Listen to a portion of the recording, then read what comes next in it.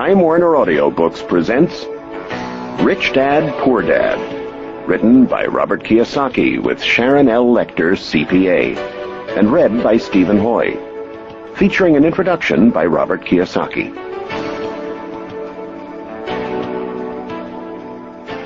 I had two fathers, a rich one and a poor one. One was highly educated and intelligent. He had a PhD and completed 4 years of undergraduate work in less than 2 years. The other father never finished the 8th grade. Both men were successful in their careers, working hard all their lives. Both earned substantial incomes, yet one struggled financially all his life. The other would become one of the richest men in Hawaii. One died leaving tens of millions of dollars to his family, charities, and his church. The other left bills to be paid. Both men were strong, charismatic, and influential.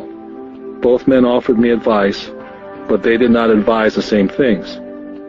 Both men believed strongly in education, but did not recommend the same course of study. If I had had only one dad, I would have had to accept or reject his advice. Having two dads advising me offered me the choice of contrasting points of view, one of a rich man and one of a poor man. Instead of simply accepting or rejecting one or the other, I found myself thinking more, comparing, and then choosing for myself. The problem was, the rich man was not rich yet, and the poor man not yet poor. Both were just starting out in their careers, and both were struggling with money and families. But they had very different points of view about the subject of money. For example, one dad would say, "The love of money is the root of all evil." The other, "The lack of money is the root of all evil." As a young boy, having two strong fathers, both influencing me, was difficult. I wanted to be a good son and listen, but the two fathers did not say the same things. The contrast in their points of view, particularly where money was concerned, was so extreme that I grew curious and intrigued. I began to start thinking for long periods of time about what each was saying.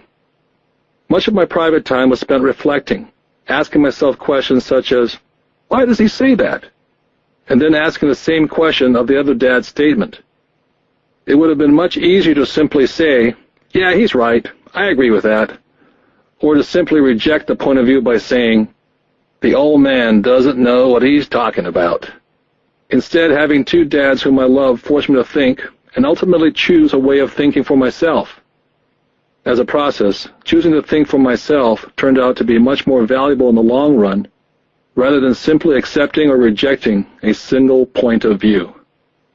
One of the reasons the rich get richer, the poor get poorer, and the middle class struggles in debt is because the subject of money is taught at home, not in school. Most of us learn about money from our parents. So what can a poor parent tell their child about money? They simply say, "Stay in school and study hard." The child may graduate with excellent grades, but with a poor person's financial programming and mindset. It was learned while the child was young. Money is not taught in schools. Schools focus on scholastic and professional skills, but not financial skills. This explains how smart bankers, doctors, and accountants who earned excellent grades in school may still struggle financially all their lives. Our staggering national debt is due in large part to highly educated politicians and government officials making financial decisions with little or no training on the subject of money. I often look ahead to the new millennium and wonder what will happen when we have millions of people who will need financial and medical assistance. They will be dependent upon their families or the government for financial support. What will happen when Medicare and Social Security run out of money? How will a nation survive if teaching children about money continues to be left to parents, most of whom will be, or already are, poor? Because I had two influential fathers, I learned from both of them. I had to think about each dad's advice, and in doing so, I gained valuable insight into the power and effect of one's thoughts on one's life. For example, one dad had a habit of saying, "I can't afford it." The other dad forbade those words to be used. He insisted I say, "How can I afford it?" One is a statement, and the other is a question. One lets you off the hook, and the other forces you to think.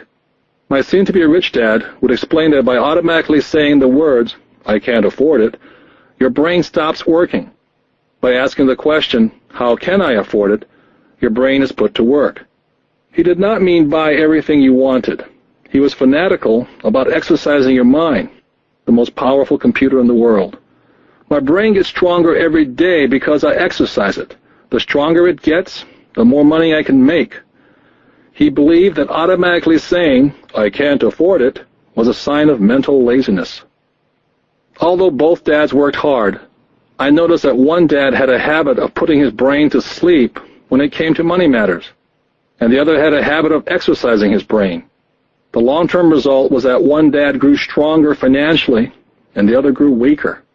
It is not much different from a person who goes to the gym to exercise on a regular basis versus someone who sits on the couch watching television. Proper physical exercise increases your chances for health, and proper mental exercise increases your chances for wealth. Laziness decreases both health and wealth. My two dads had opposing attitudes in thought. One dad thought that the rich should pay more in taxes and take care of those less fortunate. The other said, taxes punish those who produce and reward those who don't produce. One dad recommended, study hard so you can find a good company to work for. The other recommended, study hard so you can find a good company to buy. One dad said, the reason I'm not rich is because I have you kids. The other said, the reason I must be rich is because I have you kids. One dad encouraged talking about money and business at the dinner table. The other forbade the subject of money to be discussed over a meal. One said, when it comes to money, play it safe and don't take risks. The other said, learn to manage risk. One believed, our home is our largest investment and our greatest asset. The other believed, my house is a liability, and if your house is your largest investment, you're in trouble. Both dads paid their bills on time, yet one paid his bills first, while the other paid his bills last. Being a product of two strong dads allowed me the luxury of observing the effects different thoughts have on one's life. I noticed that people really do shape their life through their thoughts. For example, my poor dad always said, I'll never be rich, and that prophecy became reality. My rich dad, on the other hand, always referred to himself as rich. He would say things like, I'm a rich man, and rich people don't do this. Even when he was flat broke, after a major financial setback, he continued to refer to himself as a rich man. He would cover himself by saying, there's a difference between being poor and being broke. Broke is temporary, and poor is eternal. My poor dad would also say, I'm not interested in money, or money doesn't matter. My rich dad always said, money is power. The power of our thoughts may never be measured or appreciated, but it became obvious to me as a young boy to be aware of my thoughts and how I expressed myself. I noticed that my poor dad was poor not because of the amount of money he earned, which was significant, but because of his thoughts and his actions. As a young boy, having two fathers, I became acutely aware of being careful which thoughts I chose to adopt as my own. Whom should I listen to, my rich dad or my poor dad? Although both men had tremendous respect for education and learning, they disagreed on what they thought was important to learn. One wanted me to study hard, earn a degree, and get a good job to work for money. He wanted me to study to become a professional, an attorney, or an accountant, or to go to business school for my MBA. The other encouraged me to study to be rich, to understand how money works, and learn how to have it work for me. I don't work for money, were the words he would repeat over and over. Money works for me. At the age of 9, I decided to listen to and learn from my rich dad about money. In doing so, I chose not to listen to my poor dad, even though he was the one with all the college degrees. Once I made up my mind whom to listen to, my education about money began. My rich dad taught me over a period of 30 years, until I was age 39. He stopped once he realized that I knew and fully understood what he had been trying to drum into my often thick skull. Money is one form of power, but what is more powerful is financial education. Money comes and goes. But if you have the education about how money works, you gain power over it and can begin building wealth. The reason positive thinking alone does not work is because most people went to school and never learned how money works, so they spend their lives working for money. Because I was only 9 years old when I started, the lessons my rich dad taught me were simple. And when it was all said and done, there are only 6 main lessons repeated over 30 years. This book is about those 6 lessons, put as simply as possible as my rich dad put forth those lessons to me. The lessons are not meant to be answers, but guideposts. Guideposts that will assist you and your children to grow wealthier, no matter what happens in a world of increasing change and uncertainty. Dad, can you tell me how to get rich? My dad put down the evening paper. Why do you want to get rich, son? Because today Jimmy's mom drove up in their new Cadillac and they were going to their beach house for the weekend. He took 3 of his friends, but Mike and I weren't invited. They told us we weren't invited because we were poor kids. They did? My dad asked incredulously. Yeah, they did, I replied in a hurt tone. My dad silently shook his head, pushed his glasses up the bridge of his nose, and went back to reading his paper. I stood waiting for an answer. The year was 1956. I was 9 years old. By some twist of fate, I attended the same public school where the rich people sent their kids. We were primarily a sugar plantation town. The managers of the plantation and the other affluent people of the town, such as doctors, business owners, and bankers, sent their children to this school, grades 1 to 6. After grade 6, their children were generally sent off to private schools. Because my family lived on one side of the street, I went to this school. Had I lived on the other side of the street, I would have gone to a different school with kids from families more like mine.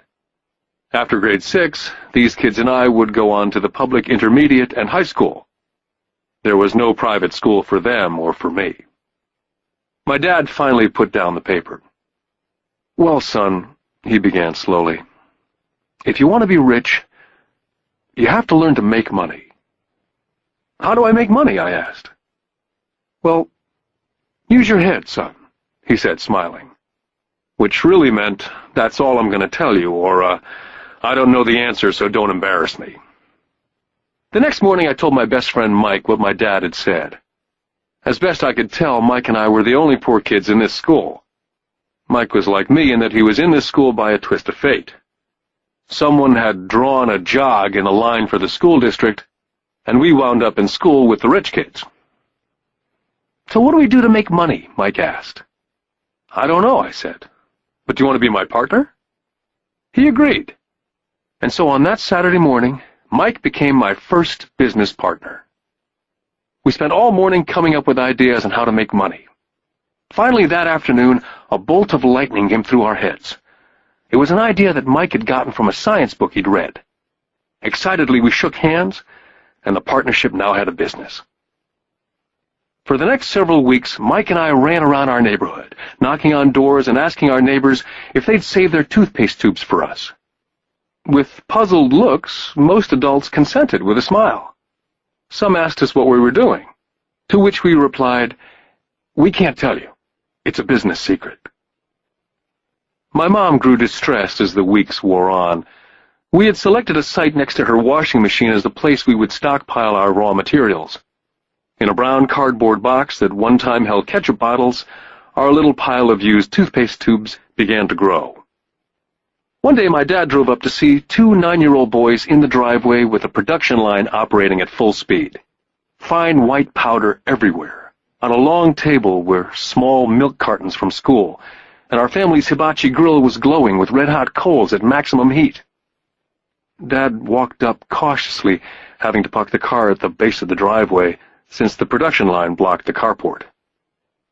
As he got closer, he saw a steel pot sitting on top of the coals, with the toothpaste tubes being melted down. In those days, toothpaste did not come in plastic tubes.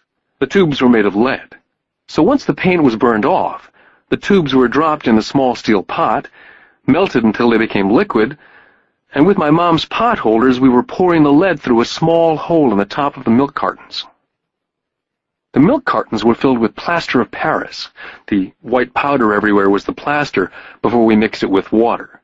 The milk cartons were the outer containers for plaster of Paris molds.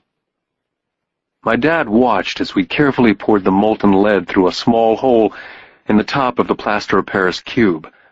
"What are you boys doing?" he asked with a cautious smile. "We're doing what you told me to do. We're going to be rich," I said. "Yep," said Mike, grinning and nodding his head. "We're partners." "And what is in those plaster molds?" Dad asked. "Watch," I said. "This should be a good batch." With a small hammer, I tapped at the seal that divided the cube in half. Cautiously, I pulled up the top half of the plaster mold, and a lead nickel fell out. "Oh, my God," my dad said. "You're casting nickels out of lead." "That's right," Mike said. "We're making money." My dad smiled and shook his head. Along with a fire and a box of spent toothpaste tubes in front of him were two little boys covered with white dust and smiling from ear to ear. He asked us to put everything down and sit with him on the front step of our house. With a smile, he gently explained what the word counterfeiting meant. Our dreams were dashed. "You mean this is illegal?" asked Mike. "Yes, it is illegal," my dad said gently. "But you boys have shown great creativity and original thought. Keep going. I'm really proud of you." Disappointed, Mike and I sat in silence for about 20 minutes before we began cleaning up our mess. The business was over on opening day. Sweeping the powder up, I looked at Mike and said, "I guess Jimmy and his friends are right. We are poor." My father was just leaving as I said that. "Boys," he said, "you're only poor if you give up. The most important thing is that you did something. Most people only talk and dream of getting rich. You've done something. I'm very proud of the two of you. I will say it again. Keep going. Don't quit." Mike and I stood there in silence. They were nice words, but we still did not know what to do. "So how come you're not rich, Dad?" I asked. "Because I chose to be a schoolteacher. School teachers really don't think about being rich. We just like to teach. I wish I could help you, but I really don't know how to make money." Mike and I turned and continued our cleanup. "I know," said my dad. "If you boys want to learn how to be rich, don't ask me. Talk to your dad, Mike." "My dad?" asked Mike with a scrunched-up face. "Yeah, your dad," repeated my dad with a smile. "Your dad and I have the same banker, and he raves about your father. He's told me several times that your father is brilliant when it comes to making money. He seems to be building an empire, and I suspect in a few years he will be a very rich man." With that, Mike and I got excited again. With new vigor, we began cleaning up the mess caused by our now-defunct first business. As we were cleaning, we made plans on how and when to talk to Mike's dad. The problem was that Mike's dad worked long hours and often did not come home until late. His father owned warehouses, a construction company, a chain of stores, and 3 restaurants. It was the restaurants that kept him out late. Mike caught the bus home after we had finished cleaning up. He was going to talk to his dad when he got home that night and ask him if he would teach us how to become rich. Mike promised to call as soon as he talked to his dad, even if it was late. The phone rang at 8:30 p.m. Mike's dad had agreed to meet with Mike and me. At 7:30 Saturday morning, I caught the bus to the poor side of town. Michael and I met with his dad that morning at 8 o'clock. He was already busy and had been at work for more than an hour. His construction supervisor was just leaving in his pickup truck as I walked up to his simple, small, and tidy home. Mike met me at the door. "Dad's on the phone, and he said to wait on the back porch," Mike said as he opened the door. The old wooden floor creaked as I stepped across the threshold of this aging house.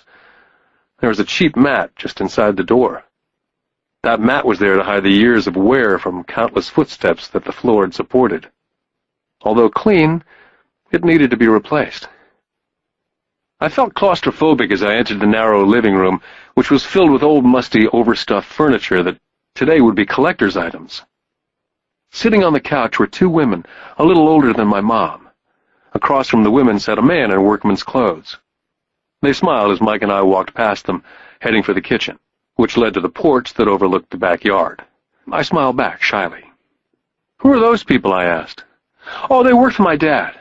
The older man runs his warehouses, and the women are the managers of the restaurants. And you saw the construction supervisor who's working on a road project about 50 miles from here. His other supervisor, who's building a tract of houses, had already left before you got here. Does this go on all the time? I asked. Not always, but quite often, said Mike, smiling as he pulled up a chair to sit down next to me. I asked him if he'd teach us to make money, Mike said. Oh? And what did he say to that? I asked with cautious curiosity. Well, he had a funny look on his face at first, and then he said he would make us an offer. Oh, I said, rocking my chair back against the wall. I sat there perched on two rear legs of the chair. Mike did the same thing. Suddenly, Mike's dad burst through the rickety screen door and onto the porch. Mike and I jumped to our feet, not out of respect, but because we were startled. Ready, boys? Mike's dad asked, as he pulled up a chair to sit down with us. We nodded our heads as we pulled our chairs away from the wall to sit in front of him. He was a big man, about 6 feet tall and 200 pounds. Mike says that you want to learn how to make money. Is that correct, Robert? I nodded my head quickly, but with a little intimidation. He had a lot of power behind his words and smile. Okay, here's my offer. I'll teach you, but I won't do it classroom style. You work for me, and I'll teach you. You don't work for me, I don't teach you. I can teach you faster if you work, and I'm wasting my time if you just want to sit and listen like you do in school. That's my offer. Take it or leave it. May I ask a question first? I asked. Nope, take it or leave it. I've got too much work to do to waste my time. If you can't make up your mind decisively, then you'll never learn to make money anyway. Take it, I said. Take it, said Mike. Good, said Mike's dad. Mrs. Martin will be by in 10 minutes. After I'm through with her, you ride with her to my superette, and you can begin working. I'll pay you 10 cents an hour, and you will work for 3 hours every Saturday. But I have a softball game today, I said. Mike's dad lowered his voice to a stern tone. Take it or leave it, he said. I'll take it, I replied, choosing to work and learn instead of playing softball. By 9 a.m. on a beautiful Saturday morning, Mike and I were working for Mrs. Martin. She was a kind and patient woman. She always said that Mike and I reminded her of her 2 sons who were grown and gone. Although kind, she believed in hard work, and she kept us working. She was a taskmaster. We spent 3 hours taking canned goods off the shelves, and with a feather duster, brushing each can to get the dust off, and then restacking them neatly. It was excruciatingly boring work. For 3 weeks, Mike and I reported to Mrs. Martin and worked our 3 hours. By noon, our work was over, and she dropped 3 little dimes in each of our hands. Now, even at the age of 9 in the mid-50s, 30 cents was not too exciting. Comic books cost 10 cents back then, so I usually spent my money on comic books and went home. By Wednesday of the 4th week, I was ready to quit. I had agreed to work only because I wanted to learn to make money from Mike's dad. And now I was a slave for 10 cents an hour. On top of that, I had not seen Mike's dad since that first Saturday. I'm quitting, I told Mike at lunchtime. The school lunch was miserable. School was boring, and now I didn't even have my Saturdays to look forward to. But it was the 30 cents that really got to me. Mike smiled. Dad said this would happen. He said to meet with him when you were ready to quit. What? I said indignantly. He's been waiting for me to get fed up? Sort of, Mike said. Dad's kind of different. He teaches differently from your dad. Your mom and dad lecture a lot. My dad is quiet and a man of few words. You just wait till this Saturday. I'll tell him you're ready. You mean I've been set up? No, not really, but maybe. Dad will explain on Saturday. I was ready to face him, and I was prepared. Even my real dad was angry with him. My real dad, the one I call the poor one, thought that my rich dad was violating child labor laws and should be investigated. My educated dad told me to demand what I deserve, at least 25 cents an hour. My poor dad told me that if I didn't get a raise, I was to quit immediately. At 8 o'clock Saturday morning, I was going through the same rickety door of Mike's house. Take a seat and wait in line, Mike's dad said as I entered. He turned and disappeared into his little office next to a bedroom. I looked around the room and didn't see Mike anywhere. Feeling awkward, I cautiously sat down next to the same two women who were there 4 weeks earlier. They smiled and slid across the couch to make room for me. 45 minutes went by, and I was steaming. The two women had met with him and left 30 minutes earlier. An older gentleman was in there for 20 minutes and was also gone. The house was empty, and I sat out in his musty, dark living room on a beautiful, sunny Hawaiian day, waiting to talk to a cheapskate who exploited children. I could hear him rustling around in the office, talking on the phone and ignoring me. I was now ready to walk out, but for some reason I stayed. Finally, 15 minutes later, at exactly 9 o'clock, Rich Dad walked out of his office, said nothing, and signaled with his hand for me to enter his dingy office. "I understand you want a raise or you're going to quit," Rich Dad said as he swiveled in his office chair.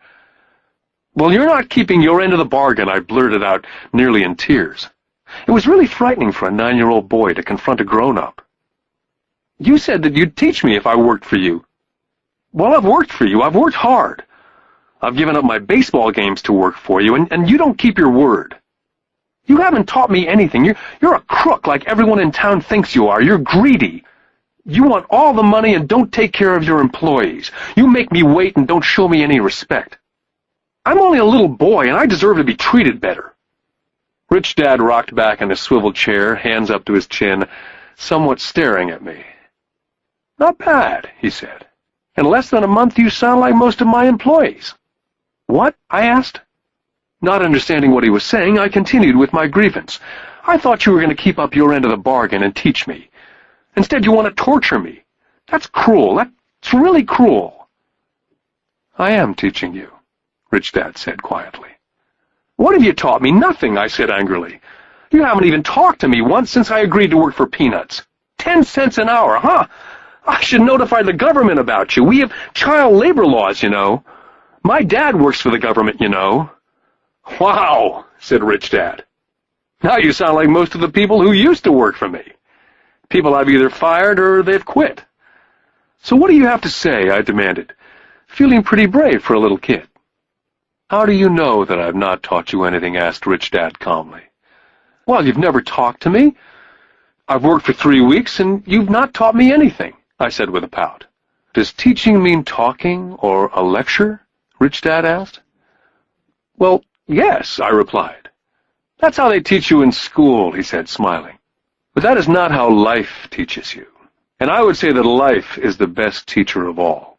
Most of the time, life does not talk to you, just sort of pushes you around. Each push is life saying, 'Wake up. There's something I want you to learn.'" I had no idea what he was talking about. Life pushes all of us around.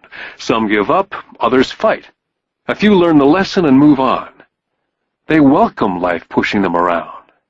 To these few people, it means they need and want to learn something. They learn and move on. Most quit, and a few, like you, fight. Rich Dad stood and shut the creaky old wooden window that needed repair. "If you learn this lesson, you will grow into a wise, wealthy, and happy young man. If you don't, you will spend your life blaming a job, low pay, or your boss for your problems. You'll live life hoping for that big break that'll solve all your money problems." Rich Dad looked over to me to see if I was still listening. His eyes met mine. We stared at each other, streams of communication going between us through our eyes. Finally, I pulled away once I had absorbed his last message. I knew he was right. I was blaming him, and I did ask to learn. I was fighting. Rich Dad continued, "Or if you're the kind of person who has no guts, you just give up every time life pushes you. If you're that kind of person, you'll live all your life playing it safe, doing the right things, saving yourself for some event that never happens. Then you die a boring old man. You'll have lots of friends who'll really like you because you were such a nice, hard-working guy. You spent a life playing it safe, doing the right things. But the truth is, you let life push you into submission. Deep down, you were terrified of taking risks. You really wanted to win, but the fear of losing was greater than the excitement of winning. Deep inside, you, and only you, will know that you didn't go for it. You chose to play it safe." Our eyes met again. For 10 seconds we looked at each other, only pulling away once the message was received. "You've been pushing me around?" I asked. "Some people might say that," smiled Rich Dad. "I would say that I just gave you a taste of life." "What taste of life?" I asked, still angry but now curious. "You boys are the first people that have ever asked me to teach them how to make money. I have more than 150 employees, and not one of them has asked me what I know about money. They ask me for a job and a paycheck, but never to teach them about money. So most will spend the best years of their lives working for money, not really understanding what it is they're working for." I sat there listening intently. "So when Mike told me about you wanting to learn how to make money, I decided to design a course that was close to real life. I could talk till I was blue in the face, but you wouldn't hear a thing. So I decided to let life push you around a bit so you could hear me. That's why I only paid you 10 cents. "So what is the lesson I learned from working for only 10 cents an hour?" I asked. "That you're cheap and exploit your workers?" Rich Dad laughed heartily. "You'd best change your point of view. Stop blaming me, thinking I'm the problem. If you think I'm the problem, then you have to change me. If you realize that you're the problem, then you can change yourself, learn something, and grow wiser." "But you only pay me 10 cents. "So what are you learning?" Rich Dad asked, smiling. "That you're cheap," I said with a sly grin. "See, you think I'm the problem," said Rich Dad. "But you are." "Well, keep that attitude and you learn nothing. Keep the attitude that I'm the problem, and what choices do you have?" "Well, if you don't pay me more or show me more respect and teach me, I'll quit." "Well put," Rich Dad said. And that's exactly what most people do. They quit and go looking for another job, better opportunity, and higher pay, actually thinking that a new job or more pay will solve the problem. In most cases, it won't. "So what will solve the problem?" I asked. "Just take this measly 10 cents an hour and smile?" Rich Dad smiled. "That's what the other people do. Just accept a paycheck, knowing that they and their family will struggle financially. But that's all they do. Waiting for a raise, thinking that more money will solve the problem. Most just accept it, and some take a second job working harder, but again accepting a small paycheck." I sat staring at the floor, beginning to understand the lesson Rich Dad was presenting. I could sense it was the taste of life. Finally, I looked up and repeated the question. "So what will solve the problem?" "This," he said, tapping me gently on the head. "This stuff between your ears." It was at that moment that Rich Dad shared the pivotal point of view that separated him from his employees and my poor dad, and led him to eventually become one of the richest men in Hawaii, while my highly educated but poor dad struggled financially all his life. It was a singular point of view that made all the difference over a lifetime. Rich Dad said over and over this point of view, which I call lesson number 1. The rich don't work for money. On that bright Saturday morning, I was learning a completely different point of view from what I had been taught by my poor dad. At the age of 9, I grew aware that both dads wanted me to learn. Both dads encouraged me to study, but not the same things. My highly educated dad recommended that I do what he did. "Son, I want you to study hard, get good grades, so you can find a safe, secure job with a big company, and make sure it has excellent benefits." My rich dad wanted me to learn how money works, so I could make it work for me. These lessons I would learn through life with his guidance, not because of a classroom. My rich dad continued my first lesson. "I'm glad you got angry about working for 10 cents an hour. If you'd not gotten angry, and had gladly accepted it, I would have to tell you that I could not teach you. You see, true learning takes energy, passion, a burning desire. Anger is a big part of that formula, for passion is anger and love combined. When it comes to money, most people want to play it safe and feel secure, so passion does not direct them, fear does." "So is that why they'll take a job with low pay?" I asked. "Yes," said Rich Dad. "Some people say I exploit people because they don't pay as much as the sugar plantation or the government. I say people exploit themselves. It's their fear, not mine. But don't you feel you should pay them more? I asked. I don't have to. And besides, more money will not solve the problem. Just look at your dad. He makes a lot of money and he still can't pay his bills.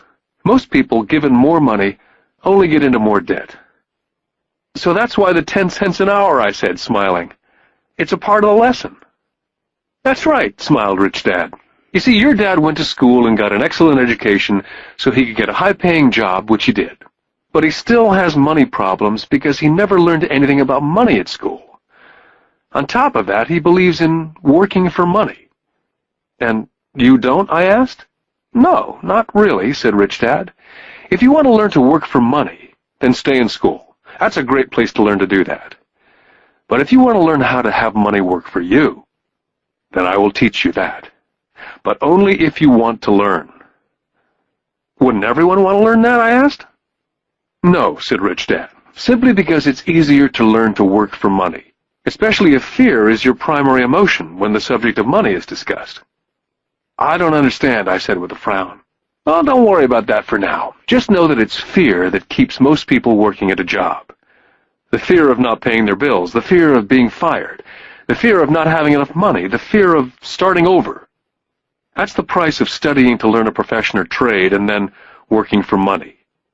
Most people become a slave to money and then get angry at their boss. Learning to have money work for you is a completely different course of study, I asked. Absolutely, Rich Dad answered.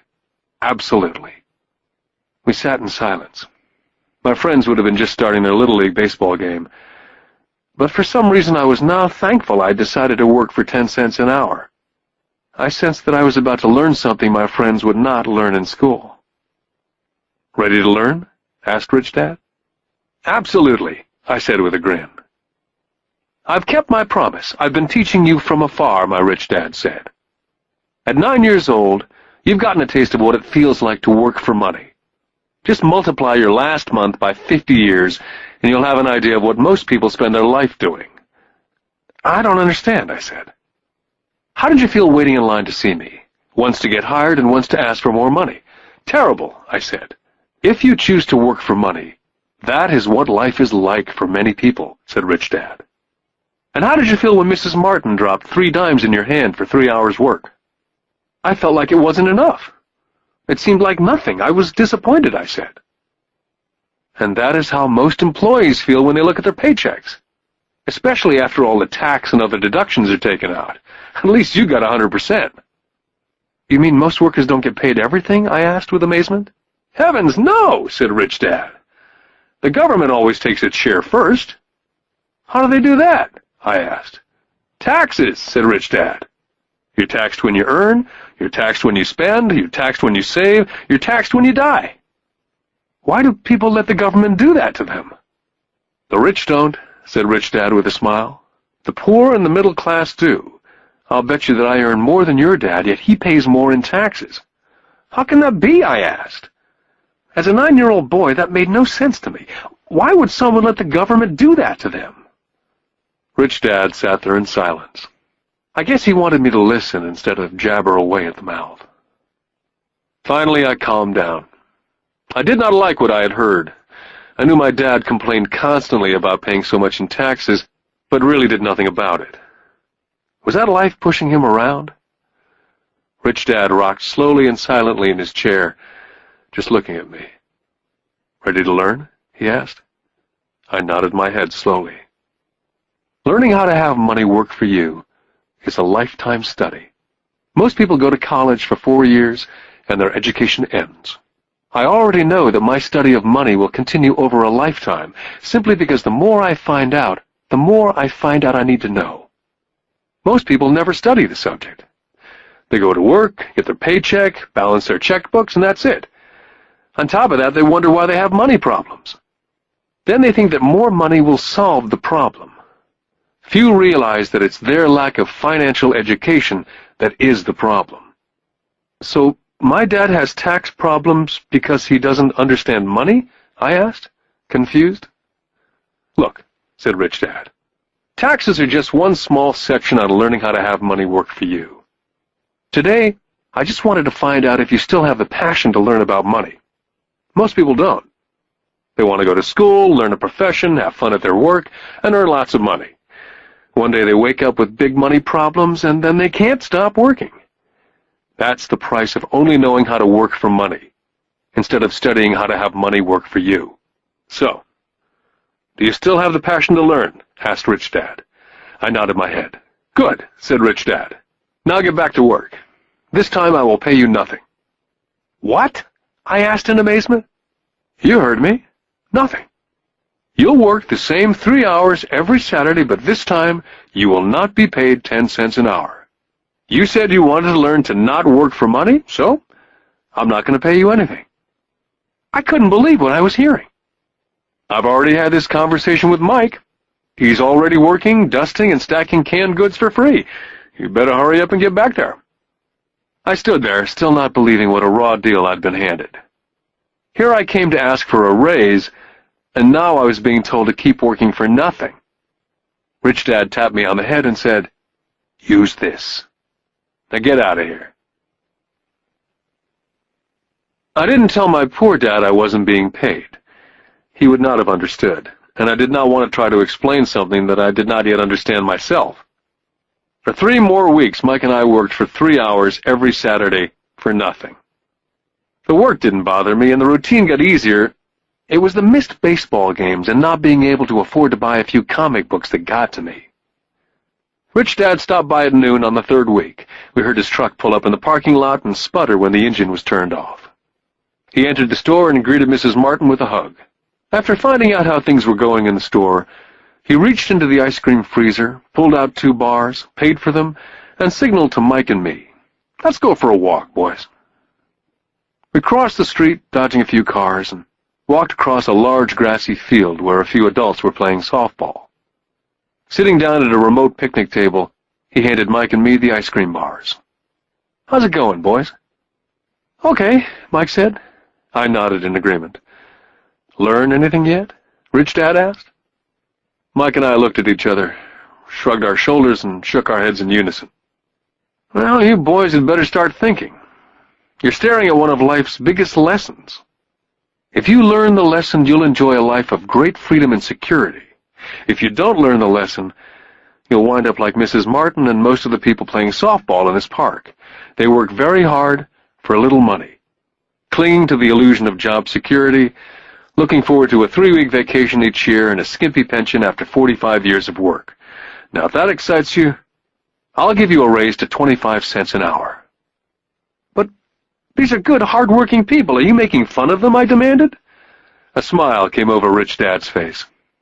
"Mrs. Martin's like a mother to me, and I would never be that cruel. I may sound cruel because I'm doing my best to point something out to the 2 of you. I want to expand your point of view so you can see something most people never have the benefit of seeing because their vision is too narrow. Most people never see the trap they're in." Mike and I sat there uncertain of his message. He sounded cruel, yet we could sense he was desperately wanting us to know something. With a smile, Rich Dad said, "Doesn't that 25 cents an hour sound good? Doesn't that make your heart beat a little faster?" I shook my head no, but it really did. 25 cents an hour would be big bucks to me. "Okay, I'll pay you $1 an hour," Rich Dad said with a sly grin. Now my heart was beginning to race. My brain was screaming, "Take it, take it." I could not believe what I was hearing. Still, I said nothing. "Okay, $2 an hour." My little 9-year-old brain and heart nearly exploded. After all, it was 1956, and being paid $2 an hour would have made me the richest kid in the world. I couldn't imagine earning that kind of money. I wanted to say yes, but somehow my mouth stayed silent. Maybe my brain had overheated and blown a fuse, but deep down I badly wanted that $2 an hour. The ice cream had melted and was running down my hand. Rich Dad was looking at 2 boys staring back at him, eyes wide open and brains empty. He knew that he was testing us, and he knew there was part of our emotions that wanted to take the deal. "Okay," he said, $5 an hour. Suddenly there was a silence from inside me. Something had changed. The offer was too big and had gotten ridiculous. Not too many grown-ups in 1956 made more than $5 an hour. The temptation disappeared and a calm set in. Slowly I turned to my left to look at Mike. He looked back at me. The part of my soul that was weak and needy was silenced. The part of me that had no price took over. There was a calm and a certainty about money that entered my brain and my soul. I knew Mike had gotten to that point also. "Good," Rich Dad said softly. "Most people have a price. And they have a price because of human emotions named fear and greed. First, the fear of being without money motivates us to work hard. And then once we get that paycheck, greed or desire starts us thinking about all the wonderful things money can buy. The pattern is then set." "What pattern?" I asked. "The pattern of get up, go to work, pay bills, get up, go to work, pay bills." Their lives are then run forever by two emotions, fear and greed. Offer them more money, and they continue the cycle by also increasing their spending. This is what I call the rat race. "There is another way?" Mike asked. "Yes," said Rich Dad slowly, "but only a few people find it." "And what is that way?" Mike asked. "That's what I hope you boys will find out as you work and study with me. That is why I took away all forms of pay." "Any hints?" Mike asked. "We're kind of tired of working hard, especially for nothing." "Well, the first step is telling the truth," said Rich Dad. "We haven't been lying," I said. "I did not say you were lying. I said to tell the truth," Rich Dad came back. "The truth about what?" I asked. "How you're feeling," Rich Dad said. "You don't have to say it to anyone else, just yourself." "You mean the people in this park, the people who work for you, Mrs. Martin, they don't do that?" I asked. "I doubt it," Rich Dad said. "Instead, they feel the fear of not having money. Instead of confronting the fear, they react instead of think. They react emotionally instead of using their heads," Rich Dad said, tapping us on our heads. "Then they get a few bucks in their hands, and again the emotion of joy and desire and greed take over. And again they react instead of think." "So their emotions do their thinking," Mike said. "That's correct," said Rich Dad. "Money is running their lives, and they refuse to tell the truth about that. Money is in control of their emotions, and hence their souls." Rich Dad sat quietly, letting his words sink in. Realizing we had absorbed as much as possible of what he was talking about, Rich Dad said, "I want you boys to avoid that trap. That is really what I want to teach you. Not just to be rich, because being rich does not solve the problem." "It doesn't?" I asked, surprised. "No, it doesn't. Let me finish with the other emotion, which is desire. Some call it greed, but I prefer desire. It's perfectly normal to desire something better, prettier, more fun or exciting. So people also work for money because of desire. They desire money for the joy they think it can buy. But the joy that money brings is often short-lived, and they soon need more money for more joy, more pleasure, more comfort, more security. So they keep working, thinking money will soothe their souls that are troubled by fear and desire, but money cannot do that." "Even for rich people?" Mike asked. "Rich people included," said Rich Dad. "In fact, the reason many rich people are rich is not because of desire, but because of fear. They actually think that money can eliminate that fear of not having money, of being poor. So they amass tons of it only to find out that the fear gets worse.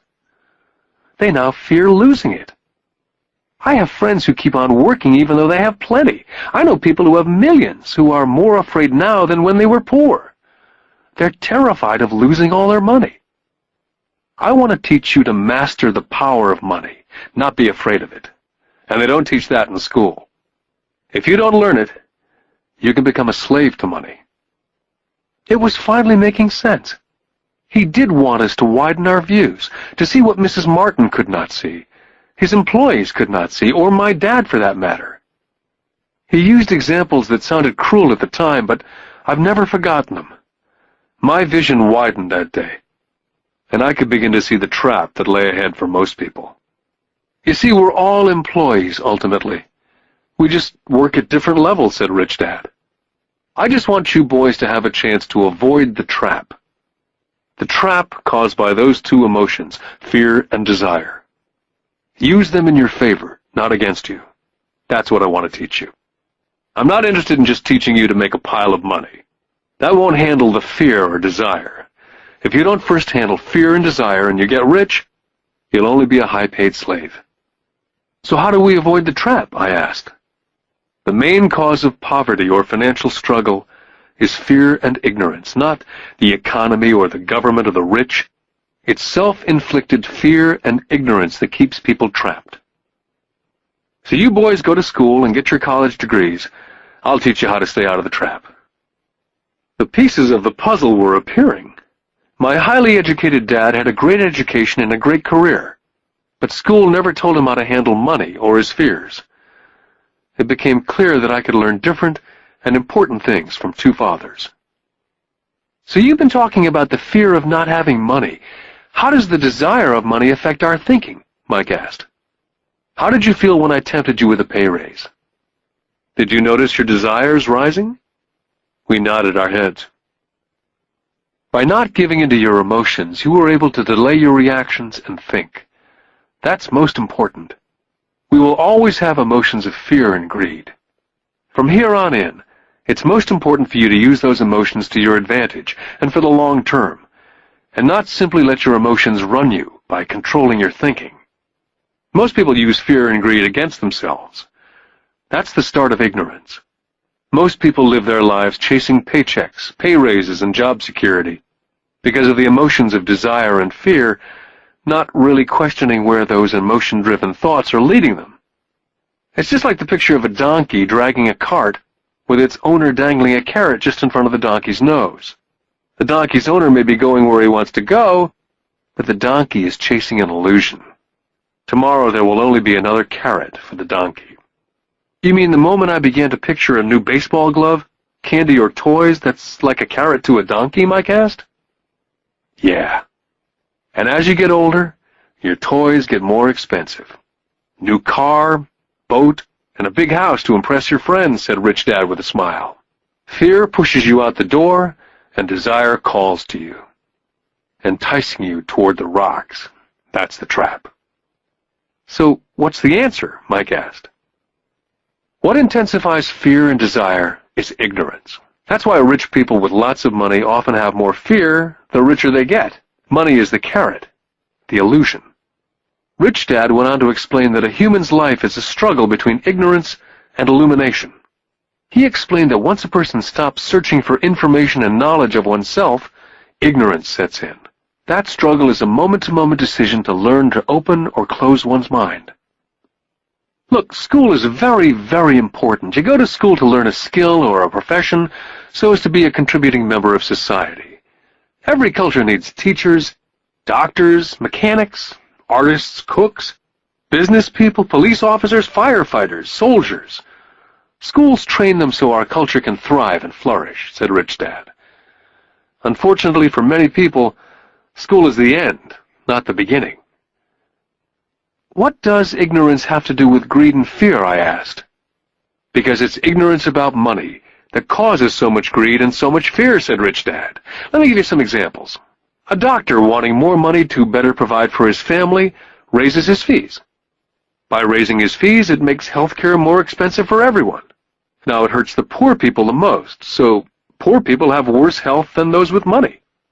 Because the doctors raise their rates, the attorneys raise their rates. Because the attorneys' rates have gone up, school teachers want a raise, which raises our taxes, and on and on and on. Soon there will be such a horrifying gap between the rich and the poor that chaos will break out, and another great civilization will collapse. Great civilizations collapsed when the gap between the haves and the have-nots was too great. America is on the same course, proving once again that history repeats itself, because we do not learn from history. We only memorize historical dates and names, not the lesson. Aren't prices supposed to go up, I asked. Not in an educated society with a well-run government. Prices should actually come down. Of course, that's often only true in theory. Prices go up because of greed and fear caused by ignorance. If schools taught people about money, there would be more money and lower prices. But schools only focus on teaching people to work for money, not how to harness money's power. But don't we have business schools, Mike asked? Aren't you encouraging me to go to business school for my master's degree? Yes, said Rich Dad. But all too often business schools train employees who are sophisticated bean counters. Heaven forbid a bean counter takes over a business. All they do is look at the numbers, fire people, and kill the business. I know because I hire bean counters. All they think about is cutting costs and raising prices, which causes more problems. Bean counting is important. I wish more people knew it, but it too is not the whole picture, added Rich Dad angrily. So is there an answer? Asked Mike. Yes, said Rich Dad. Learn to use your emotions to think, not think with your emotions. When you boys mastered your emotions, first by agreeing to work for free, I knew there was hope. When you again resisted your emotions when I tempted you with more money, you were again learning to think in spite of being emotionally charged. That's the first step. Can you tell the difference between emotions thinking and the head thinking? Mike asked. Oh, yes, I hear it all the time, said Rich Dad. I hear things like, well, everyone has to work, or the rich are crooks, or I'll get another job, I deserve this raise. You can't push me around, or I like this job because it's secure. Instead of, is there something I'm missing here? Which breaks the emotional thought and gives you time to think clearly. I must admit it was a great lesson to be getting, to know when someone was speaking out of emotions or out of clear thought. It was a lesson that served me well for life, especially when I was the one speaking out of reaction and not from clear thought. As we headed back to the store, Rich Dad explained that the rich really did make money. They did not work for it. He went on to explain that when Mike and I were casting 5-cent pieces out of lead, thinking we were making money, we were very close to thinking the way rich people think. The problem was that it was illegal for us to do it. Rich Dad went on to explain that the rich know that money is an illusion, truly like the carrot for the donkey. It's only out of fear and greed that the illusion of money is held together by billions of people thinking that money is real. Money is really made up. It was only because of the illusion of confidence and the ignorance of the masses that the house of cards stood standing. In fact, he said, in many ways the donkey's carrot was more valuable than money. As he climbed into his pickup truck outside of his little convenience store, he said, keep working, boys. But the sooner you forget about needing a paycheck, the easier your adult life will be. Keep using your brain. Work for free. And soon your mind will show you ways of making money far beyond what I could ever pay you. You'll begin to see opportunities right in front of you that in the past would have gone unnoticed. Mike and I picked up our things from the store and waved goodbye to Mrs. Martin. We went back to the park, to the same picnic bench, and spent several more hours thinking and talking. We spent the next week at school thinking and talking. For 2 more weeks, we kept thinking and talking and working for free. At the end of the second Saturday, I was again saying goodbye to Mrs. Martin and looking at the comic book stand with a longing gaze. The hard thing about not even getting 30 cents every Saturday was that I didn't have any money to buy comic books. Suddenly, as Mrs. Martin was saying goodbye to Mike and me, I saw something she was doing that I'd never seen her do before. I mean, I'd seen her do it, but I never took notice of it. Mrs. Martin was cutting the front page of the comic book in half. She was keeping the top half of the comic book cover and throwing the rest of the comic book into a large brown cardboard box. When I asked her what she did with the comic books, she said, I throw them away. I give the top half of the cover back to the comic book distributor for credit when he brings in the new comics. He's coming in an hour. Mike and I waited for an hour. Soon the distributor arrived, and I asked him if we could have the comic books, to which he replied, you can have them if you work for this store and do not resell them. Our partnership was revived. Mike's mom had a spare room in the basement that no one used. We cleaned it out and began piling hundreds of comic books in that room. Soon our comic book library was open to the public. We hired Mike's younger sister, who loved to study, to be head librarian. She charged each child 10 cents admission to the library, which was open from 2:30 to 4:30 p.m. every day after school. The customers, the children of the neighborhood, could read as many comics as they could in 2 hours. It was a bargain for them, since a comic cost 10 cents each, and they could read 5 or 6 in 2 hours. Mike's sister would check the kids as they left to make sure they weren't borrowing any comic books. She also kept the books, logging in how many kids showed up each day, who they were, and any comments they might have. Mike and I averaged $9.50 per week over a 3-month period. We paid his sister $1 a week and allowed her to read the comics for free, which she rarely did since she was always studying. Mike and I kept our agreement by working in the store every Saturday and collecting all the comic books from the different stores. We kept our agreement to the distributor by not selling any comic books. We burned them once they got too tattered. We tried opening a branch office, but we could never quite find someone as dedicated as Mike's sister we could trust. At an early age, we found out how hard it was to find good staff. 3 months after the library first opened, a fight broke out in the room. Some bullies from another neighborhood pushed their way in and started it. Mike's dad suggested we shut down the business. So our comic book business was shut down, and we stopped working on Saturdays at the convenience store. Anyway, Rich Dad was excited because he had new things he wanted to teach us.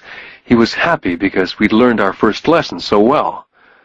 We'd learned to have money work for us. By not getting paid for our work at the store, we were forced to use our imaginations to identify an opportunity to make money. By starting our own business, the comic book library, we were in control of our own finances, not dependent on an employer. The best part was that our business generated money for us, even when we weren't physically there. Our money worked for us. Instead of paying us money, Rich Dad had given us so much more. Lesson 2. Why Teach Financial Literacy? In 1990, my best friend Mike took over his father's empire and is in fact doing a better job than his dad did. We see each other once or twice a year on the golf course. He and his wife are wealthier than you could imagine. Rich Dad's empire is in great hands, and Mike is now grooming his son to take his place, as his dad groomed us. In 1994, I retired at the age of 47, and my wife Kim was 37. Retirement does not mean not working. To my wife and me, it means that, barring unforeseen cataclysmic changes, we can work or not work, and our wealth grows automatically, staying way ahead of inflation. I guess it means freedom. The assets are large enough to grow by themselves. It's like planting a tree. You water it for years, and then one day it doesn't need you anymore. Its roots have gone down deep enough. Then the tree provides shade for your enjoyment. Mike chose to run the empire, and I chose to retire. Whenever I speak to groups of people, they often ask what I would recommend, or what could they do? How do they get started? Is there a good book I'd recommend? What is the secret to success? I simply say to them what my rich dad said back to me when I was a little kid. If you want to be rich, you need to be financially literate. That idea was drummed into my head every time we were together. As I said, my educated dad stressed the importance of reading books, while my rich dad stressed the need to master financial literacy. If you're going to build the Empire State Building, the first thing you need to do is dig a deep hole and pour a strong foundation. If you're going to build a home in the suburbs, all you need to do is pour a 6-inch slab of concrete. Most people, in their drive to get rich, are trying to build an Empire State Building on a 6-inch slab. Our school system, having been created in the agrarian age, believes in homes with no foundation dirt floors are still the rage. So kids graduate from school with virtually no financial foundation. One day, sleepless and deep in debt in suburbia, living the American dream, they decide that the answer to their financial problems is to find a way to get rich quick. Construction on a skyscraper begins.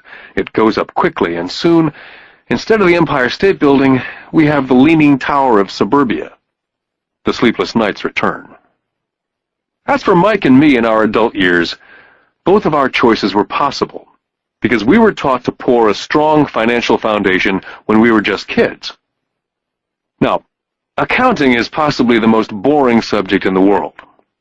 It also could be the most confusing. But if you want to be rich, long-term, it could be the most important subject. The question is, how do you take a boring and confusing subject and teach it to kids? The answer is, make it simple. My rich dad poured a strong financial foundation for Mike and me. Since we were just kids, he created a simple way to teach us. For years, he only drew pictures and used words. Mike and I understood the simple drawings, the jargon, the movement of money. And then in later years, Rich Dad began adding numbers. Most importantly, you must know the difference between an asset and a liability. And buy assets. If you want to be rich, this is all you need to know. It is rule number 1. It is the only rule. This may sound absurdly simple, but most people have no idea how profound this rule is. Most people struggle financially because they do not know the difference between an asset and a liability. Rich people acquire assets. The poor and middle class acquire liabilities, but they think they are assets. When Rich Dad explained this to Mike and me, we thought he was kidding. Here we were nearly teenagers and waiting for the secret to get rich, and this was his answer. It was so simple that we had to stop for a long time to think about it. If it's that simple, how come everyone's not rich? I asked. Rich Dad smiled, because people do not know the difference between an asset and a liability. I remember asking, how could adults be so silly? If it's that simple, if it's that important, why would everyone not want to find out? It took our Rich Dad only a few minutes to explain what assets and liabilities were. To teach preteen boys, Rich Dad kept everything simple, using as many pictures as possible, as few words as possible, and no numbers for years. My Rich Dad simply drew a vertical box with a line through the middle. The top half was for income, and the bottom half was for expenses. Then beneath that box, he drew another box horizontally, which he divided into a left half for assets and a right half for liabilities. The income statement, often called a profit and loss statement, measures income and expenses, money in or money out. The second set of boxes is the balance sheet.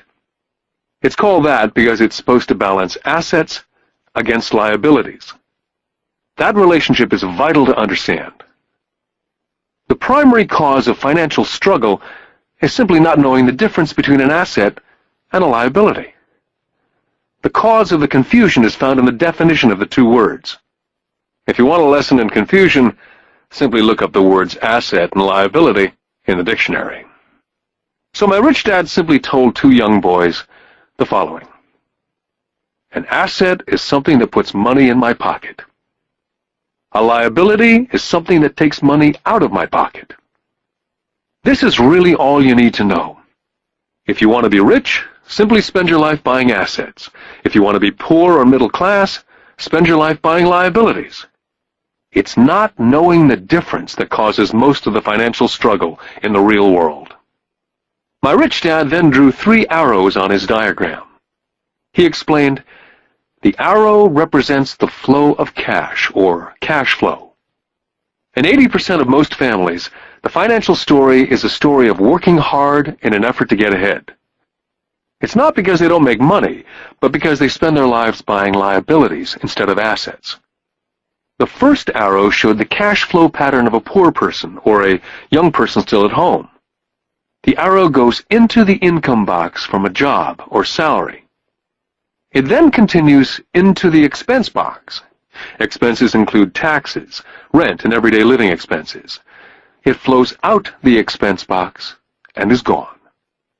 The second arrow Rich Dad drew represented the cash flow pattern of a middle-class person. The arrow flows from a job into the income box. It then flows into the liabilities box. Most middle-class people acquire many liabilities, such as a mortgage, a car loan, and credit card debt. From the liabilities box, it flows to the expense box, where the monthly payments are made for the liabilities as well as taxes and living expenses.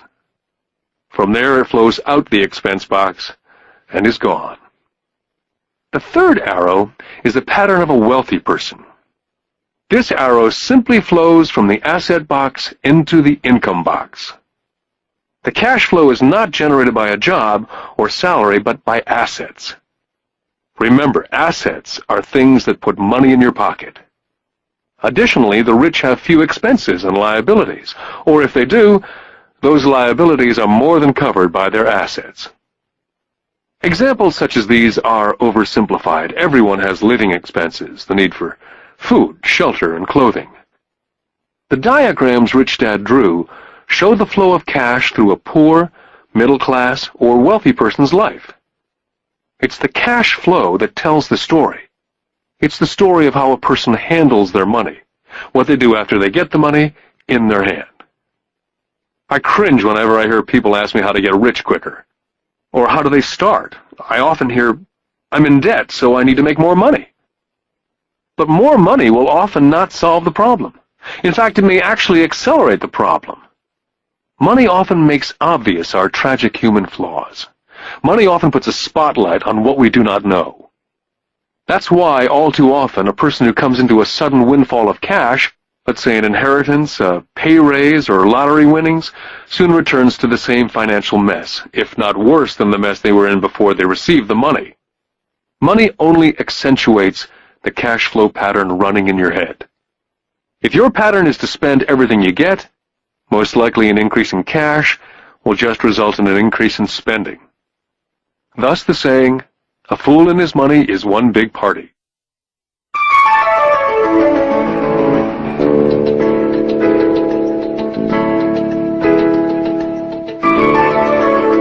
Because students leave school without financial skills, millions of educated people pursue their profession successfully, but later find themselves struggling financially.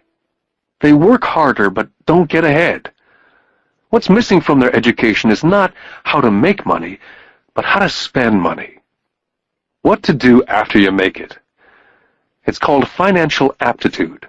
What to do with the money once you make it, how to keep people from taking it from you, how long you keep it, and how hard that money works for you. Most people cannot tell why they struggle financially because they don't understand cash flow. A person can be highly educated, professionally successful, and financially illiterate. These people often work harder than they need to because they learned how to work hard, but not how to have their money work for them. The moving picture show of hard-working people has a set pattern.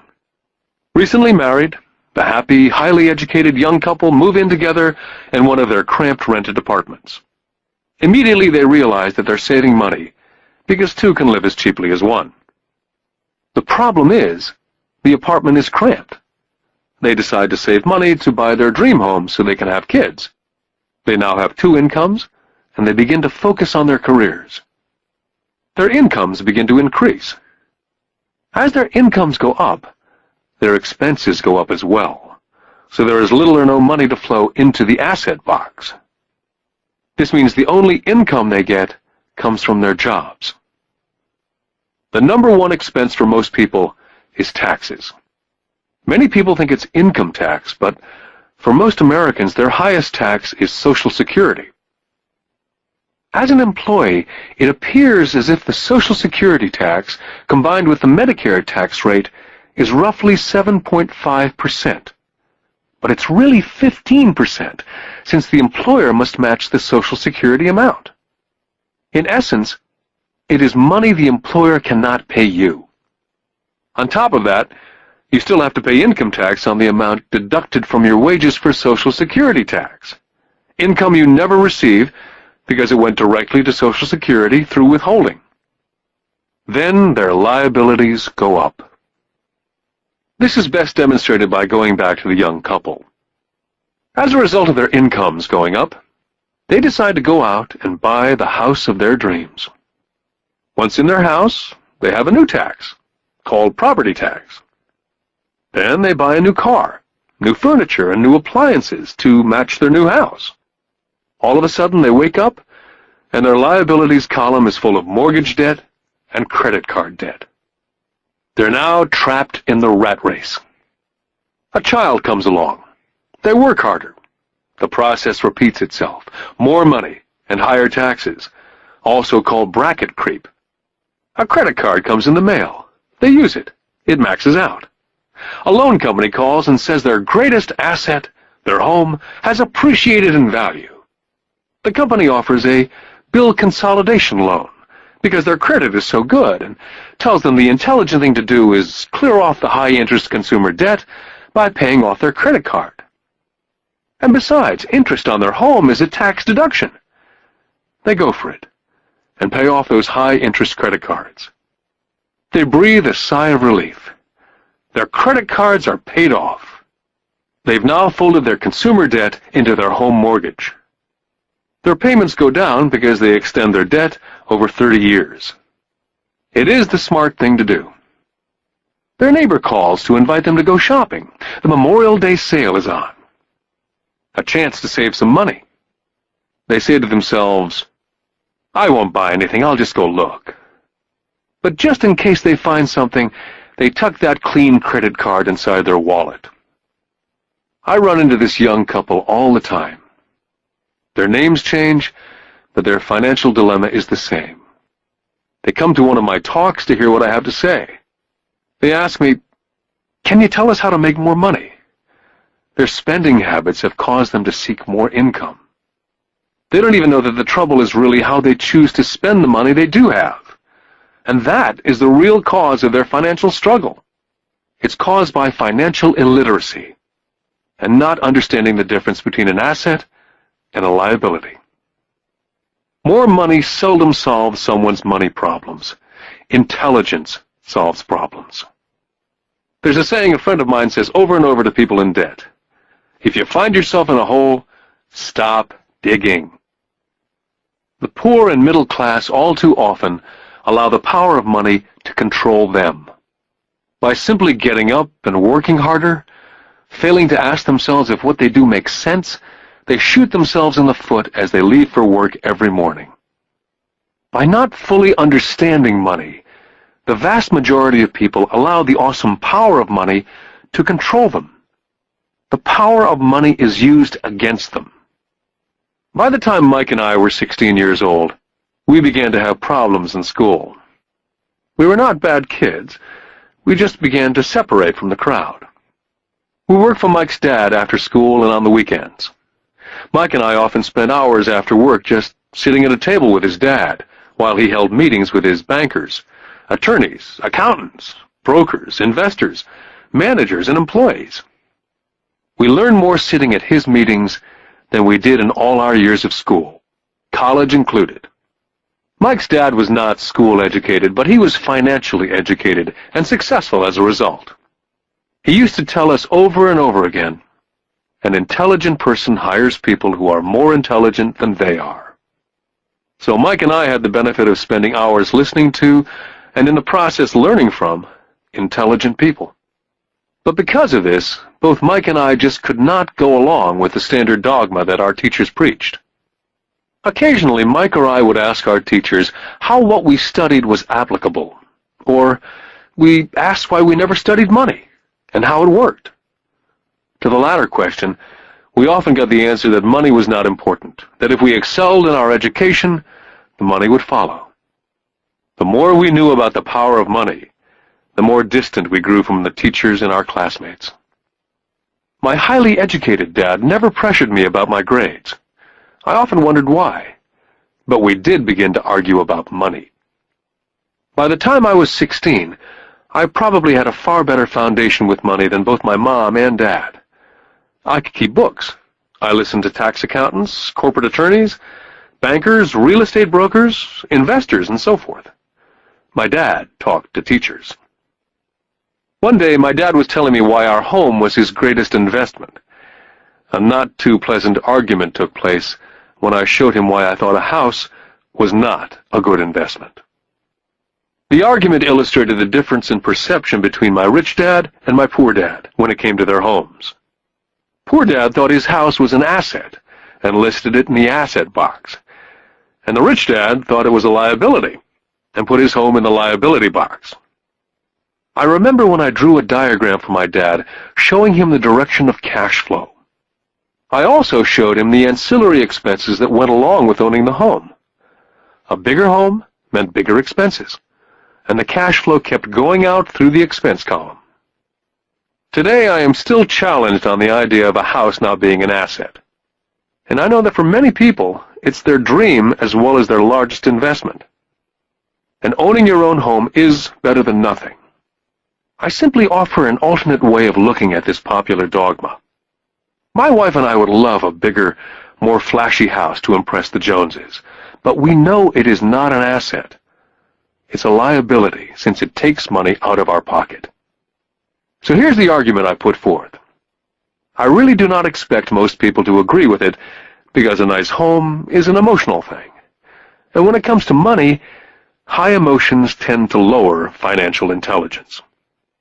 When it comes to houses, I point out that most people work all their lives paying for a home they never own. In other words, most people buy a new house every so many years, each time incurring a new 30-year loan to pay off the previous one. Even though people receive a tax deduction for interest on mortgage payments, they pay for all their other expenses with after-tax dollars, even after they pay off their mortgage. Then there are property taxes. My wife's parents were shocked when the property taxes on their home went to $1,000 a month. This was after they'd retired, so the increase put a strain on their retirement budget, and they felt forced to move. Also, houses do not always go up in value. I still had friends who owe $1 million for a home that will today sell for only $700,000. Finally, the greatest losses of all are those from missed opportunities. If all your money is tied up in your house, you may be forced to work harder because your money continues blowing out of the expense column instead of adding to the asset column. The classic middle-class cash flow pattern. If a young couple would put more money into their asset column early on, their later years would get easier, especially as they prepared to send their children to college. Their assets would have grown and would be available to help cover expenses.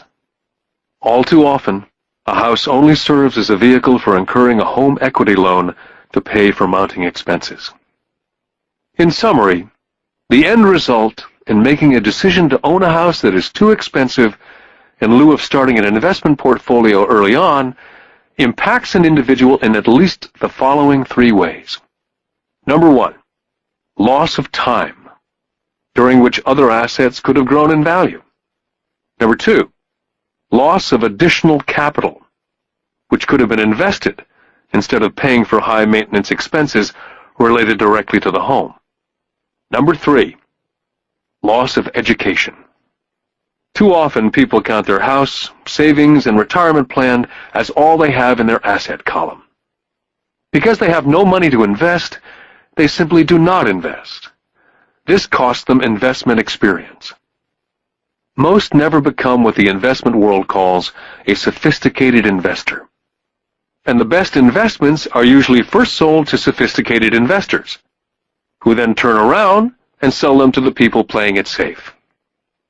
My educated dad's personal financial statement best demonstrates the life of someone in the rat race. His expenses seem to always keep up with his income, never allowing him to invest in assets. As a result, his liabilities, such as his mortgage and credit card debts, are larger than his assets. My rich dad's personal financial statement, on the other hand, reflects the results of a life dedicated to investing and minimizing liabilities.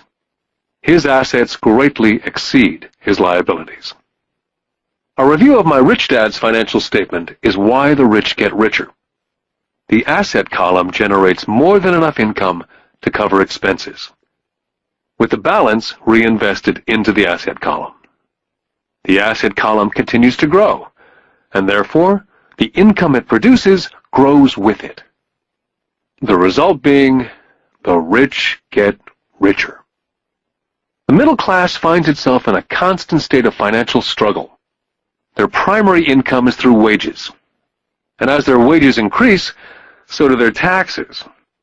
Their expenses tend to increase in equal increments as their wages increase, hence the phrase, the rat race. They treat their home as their primary asset instead of investing in income-producing assets. Remember, the most important rule is to know the difference between an asset and a liability. Once you understand the difference, concentrate your efforts on only buying income-generating assets. That's the best way to get started on a path to becoming rich. Keep doing that, and your asset column will grow. Focus on keeping liabilities and expenses down. This will make more money available to continue pouring into the asset column. This pattern of treating your home as an investment, and the philosophy that a pay raise means you can buy a larger home or spend more, is the foundation of today's debt-ridden society. This process of increased spending throws families into greater debt and into more financial uncertainty, even though they may be advancing in their jobs and receiving pay raises on a regular basis. This is high-risk living caused by weak financial education. As an employee who's also a homeowner, your working efforts are generally as follows. You work for someone else. Most people, working for a paycheck, are making the owner or the shareholders richer. Your efforts and success will help provide for the owner's success and retirement. Next, you work for the government. The government takes its share from your paycheck before you even see it. By working harder, you simply increase the amount of taxes taken by the government. Most people work from January to May just for the government. And finally, you work for the bank. After taxes, your next largest expense is usually your mortgage and credit card debt. The problem with simply working harder is that each of these three levels takes a greater share of your increased efforts. You need to learn how to have your increased efforts benefit you and your family directly. Once you've decided to concentrate on minding your own business, how do you set your goals? For most people, they must keep their profession and rely on their wages to fund their acquisition of assets. As their assets grow, how do they measure the extent of their success? When does someone realize that they are rich, that they have wealth? As well as having my own definitions for assets and liabilities, I also have my own definition for wealth. Actually, I borrowed it from a man named Buckminster Fuller.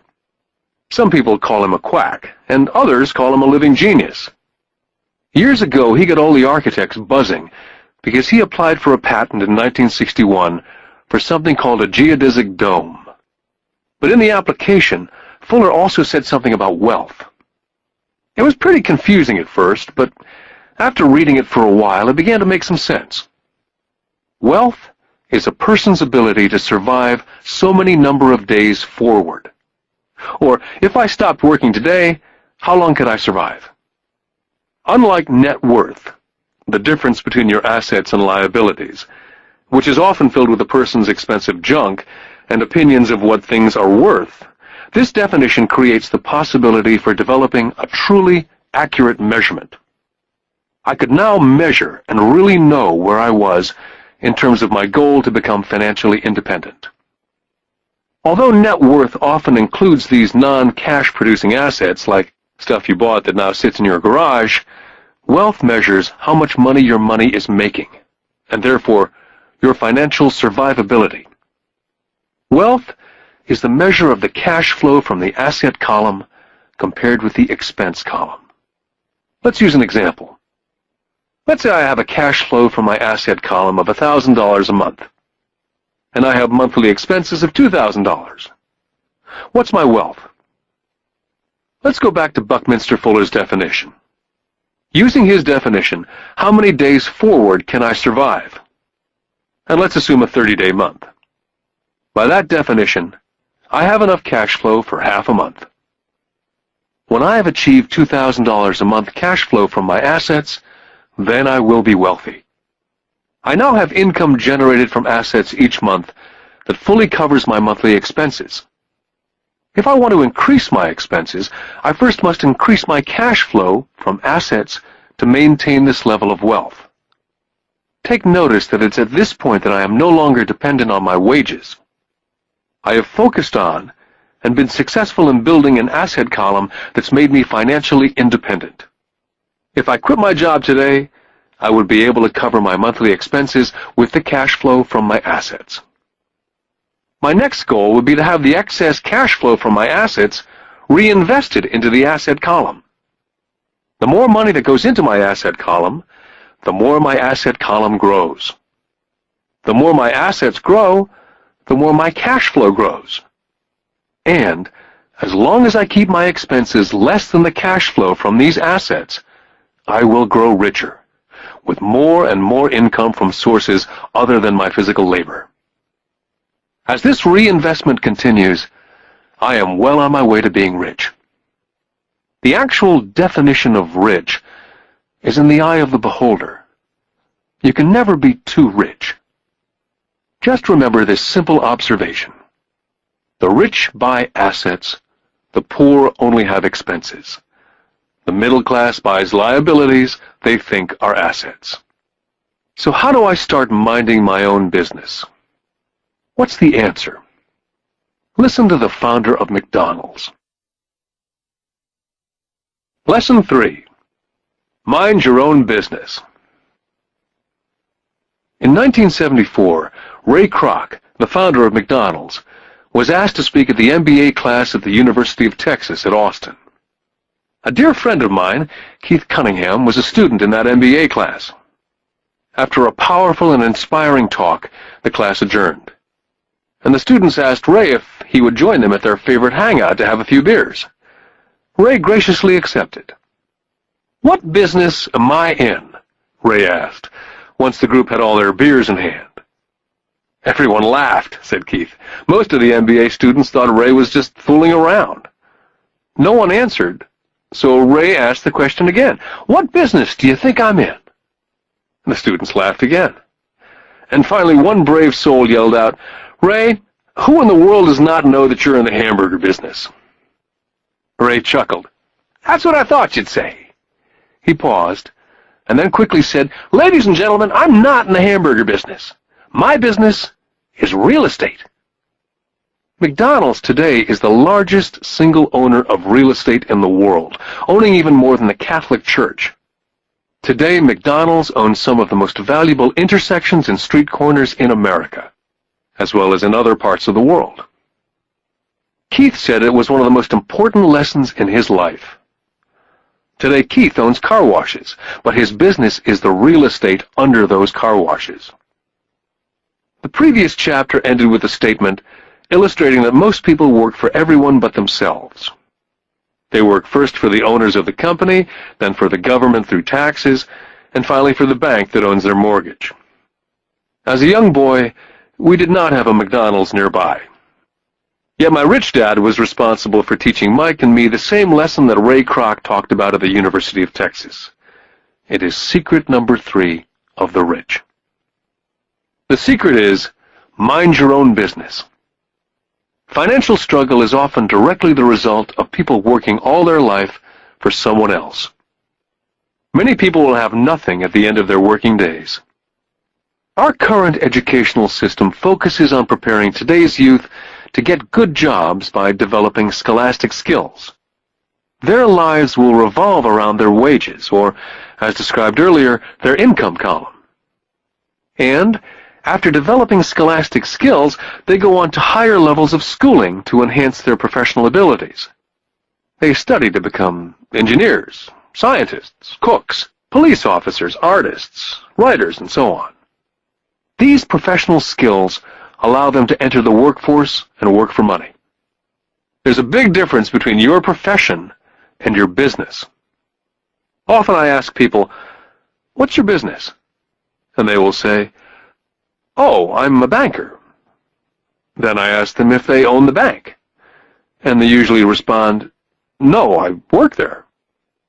In that instance, they've confused their profession with their business. Their profession may be a banker, but they still need their own business. Ray Kroc was clear on the difference between his profession and his business. His profession was always the same. He was a salesman.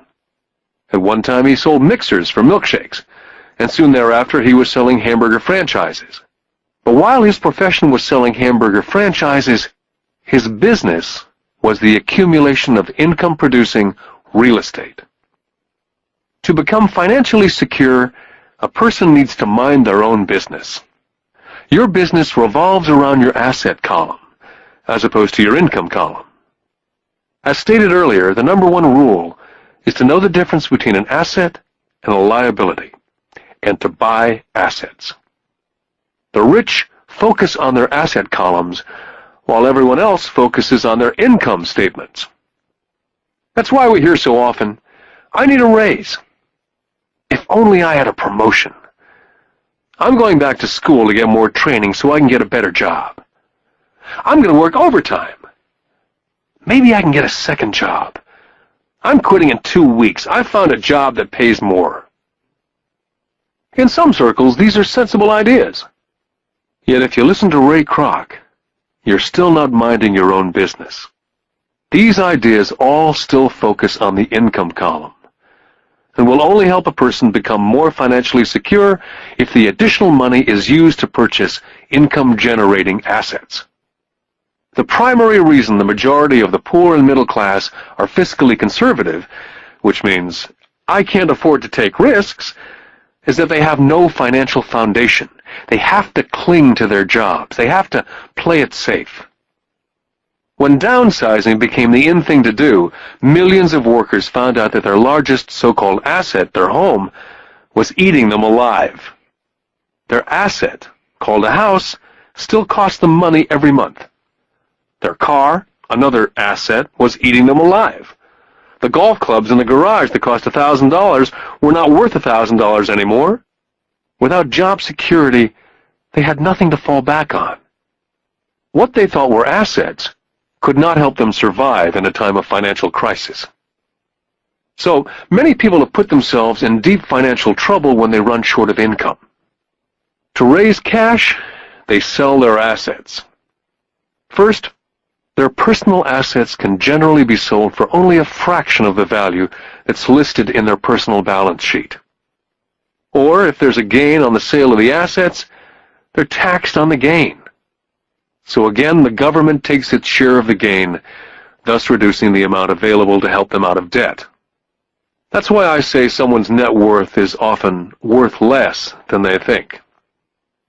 Start minding your own business.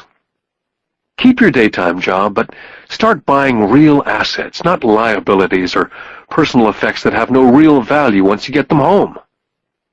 A new car loses nearly 25% of the price you pay for it the moment you drive it off the lot. It's not a true asset, even if your banker lets you list it as one. My $400 new titanium driver was worth $150 the moment I teed off. For adults, keep your expenses low, reduce your liabilities, and diligently build a base of solid assets. For young people who've not yet left home, it's important for parents to teach them the difference between an asset and a liability.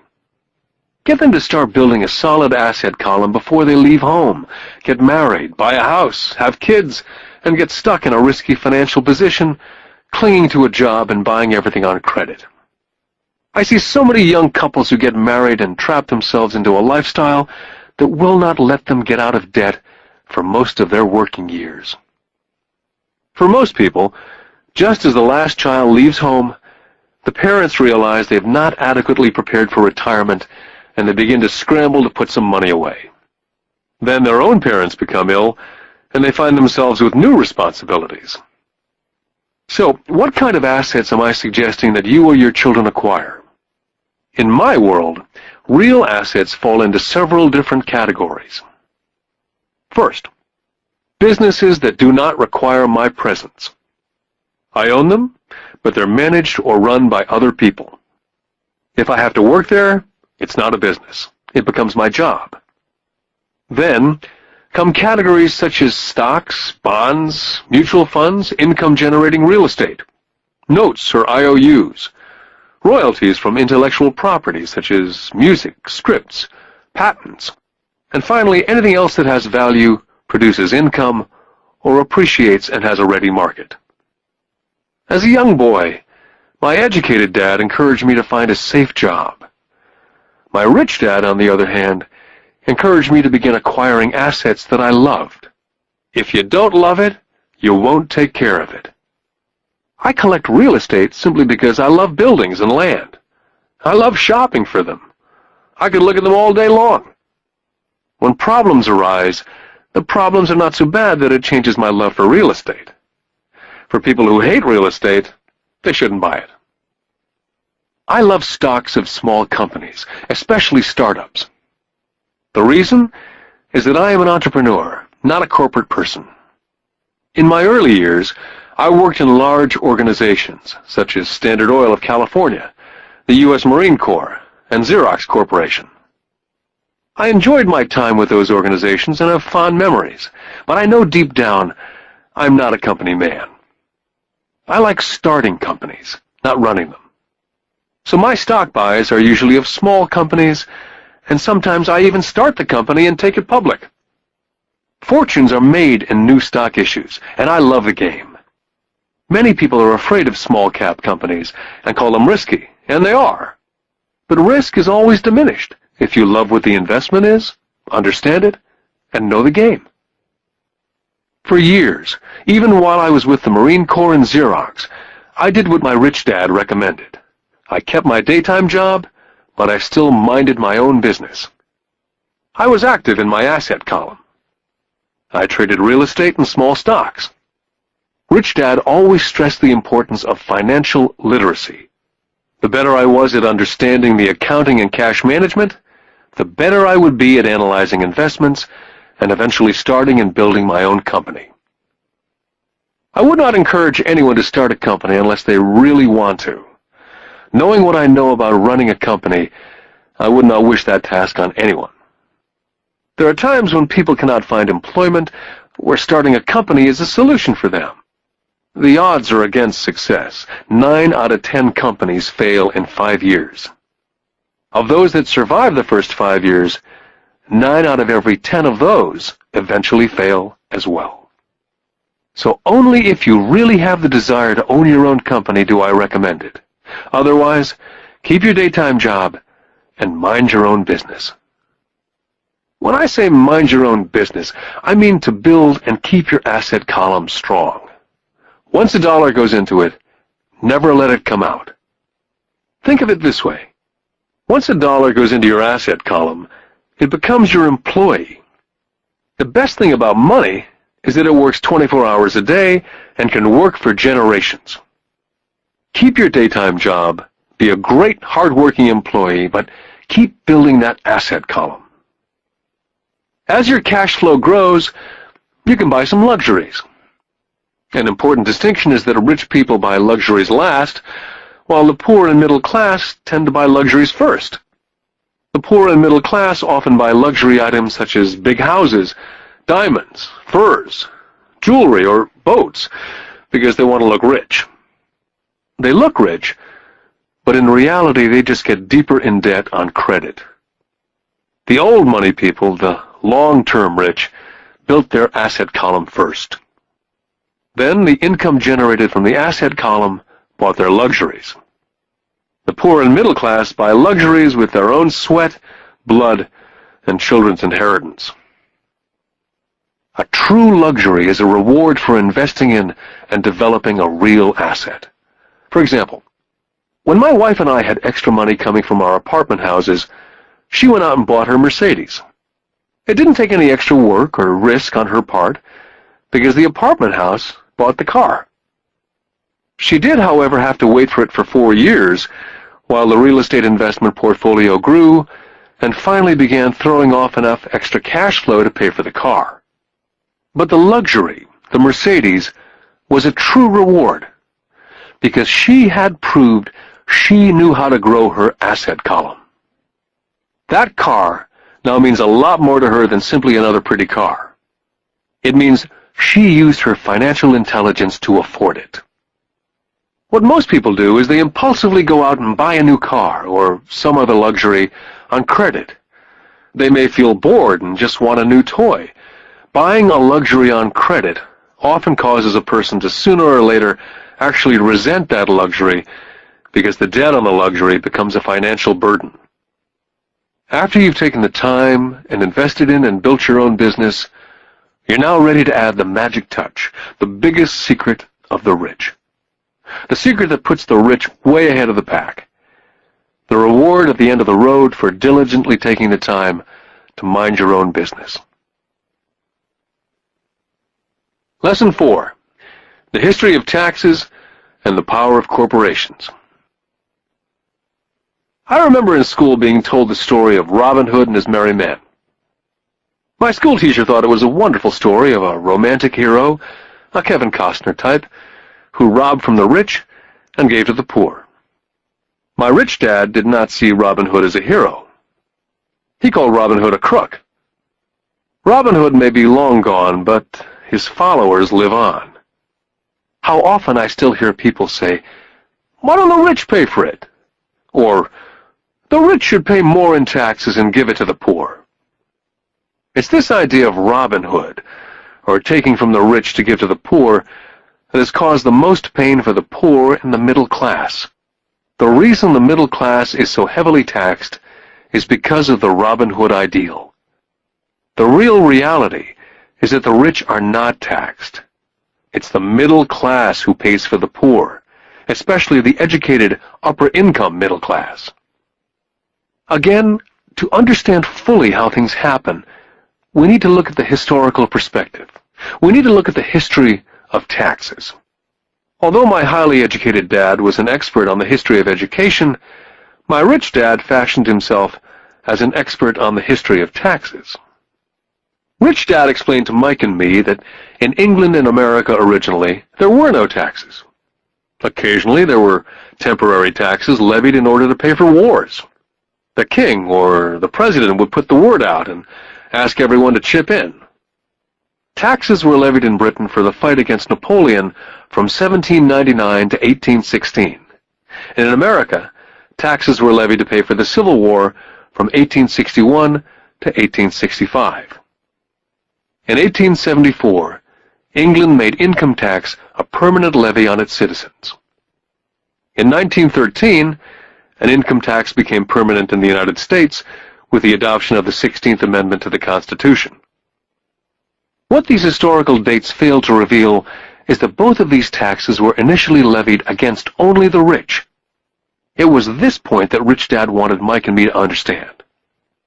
He explained that the idea of taxes was made popular and accepted by the majority by telling the poor and the middle class that taxes were created only to punish the rich. This is how the masses voted for the law, and it became constitutionally legal. Although it was intended to punish the rich, in reality it wound up punishing the very people who voted for it, the poor and the middle class.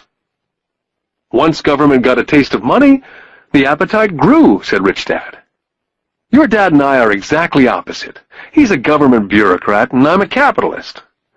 We get paid, and our success is measured on opposite behaviors. He gets paid to spend money and hire people. The more he spends and the more people he hires, the larger his organization becomes. In the government, the larger his organization, the more he's respected. On the other hand, within my organization, the fewer people I hire and the less money I spend, the more I'm respected by my investors. That's why I don't like government people.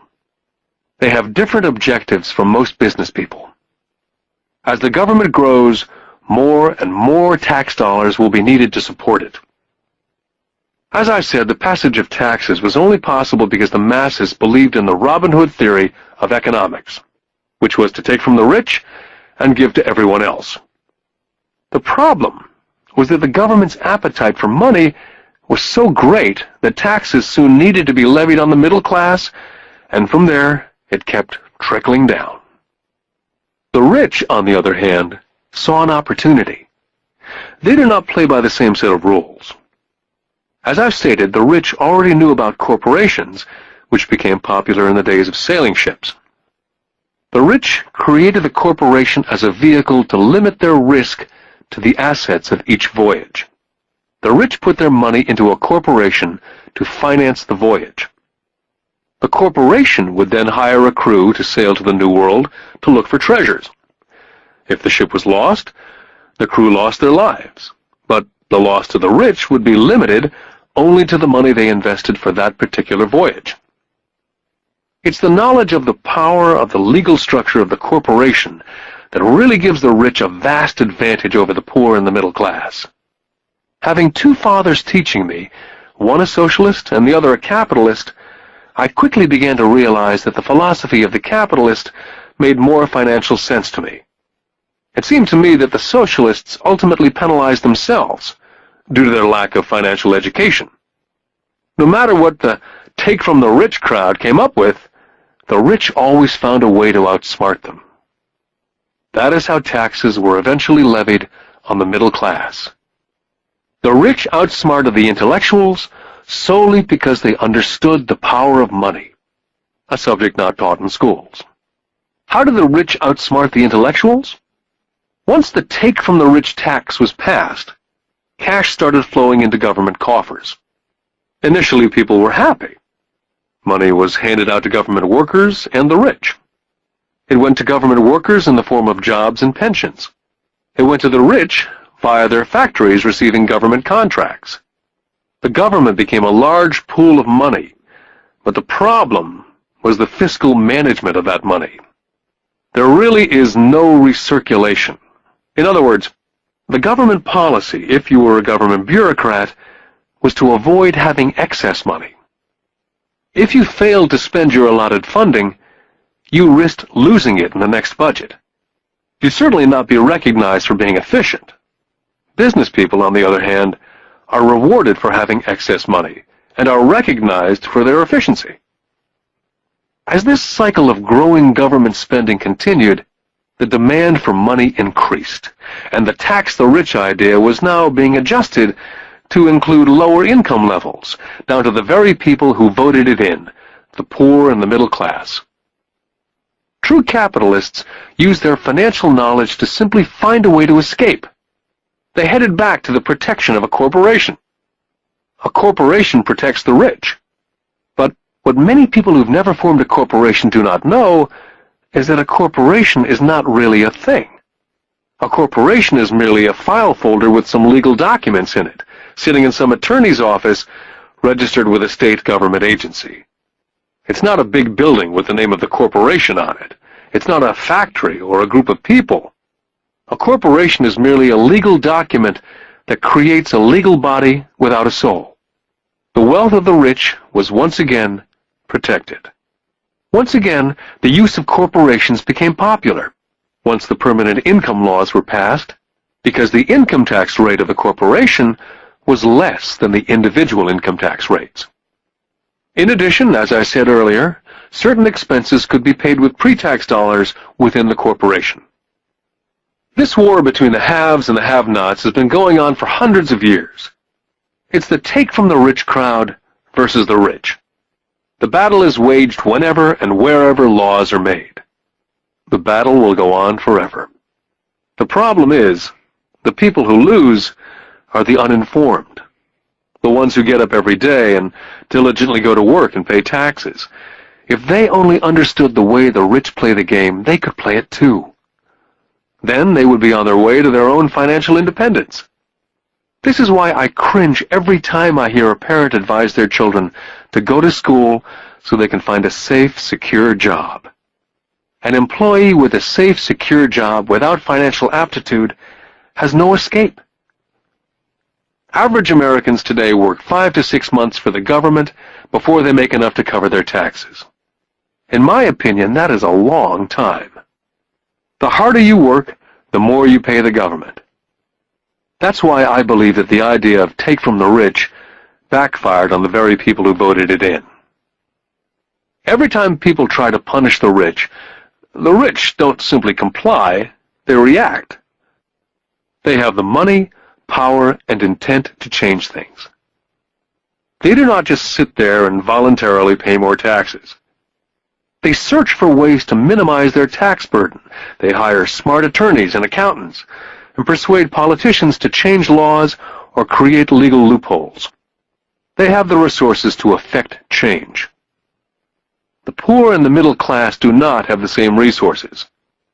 They sit there and let the government's needles enter their arm and allow the blood donation to begin. Today, I'm constantly shocked at the number of people who pay more taxes or take fewer deductions simply because they are afraid of the government. And I do know how frightening and intimidating a government tax agent can be. I have had friends who have had their businesses shut down and destroyed, only to find out it was a mistake on the part of the government. I realize all that. But the price of working from January to mid-May is a high price to pay for that intimidation. My poor dad never fought back. My rich dad didn't either. He just played the game smarter, and he did it through corporations, the biggest secret of the rich. My highly educated dad always encouraged me to seek a good job with a strong corporation. He spoke of the virtues of working your way up the corporate ladder.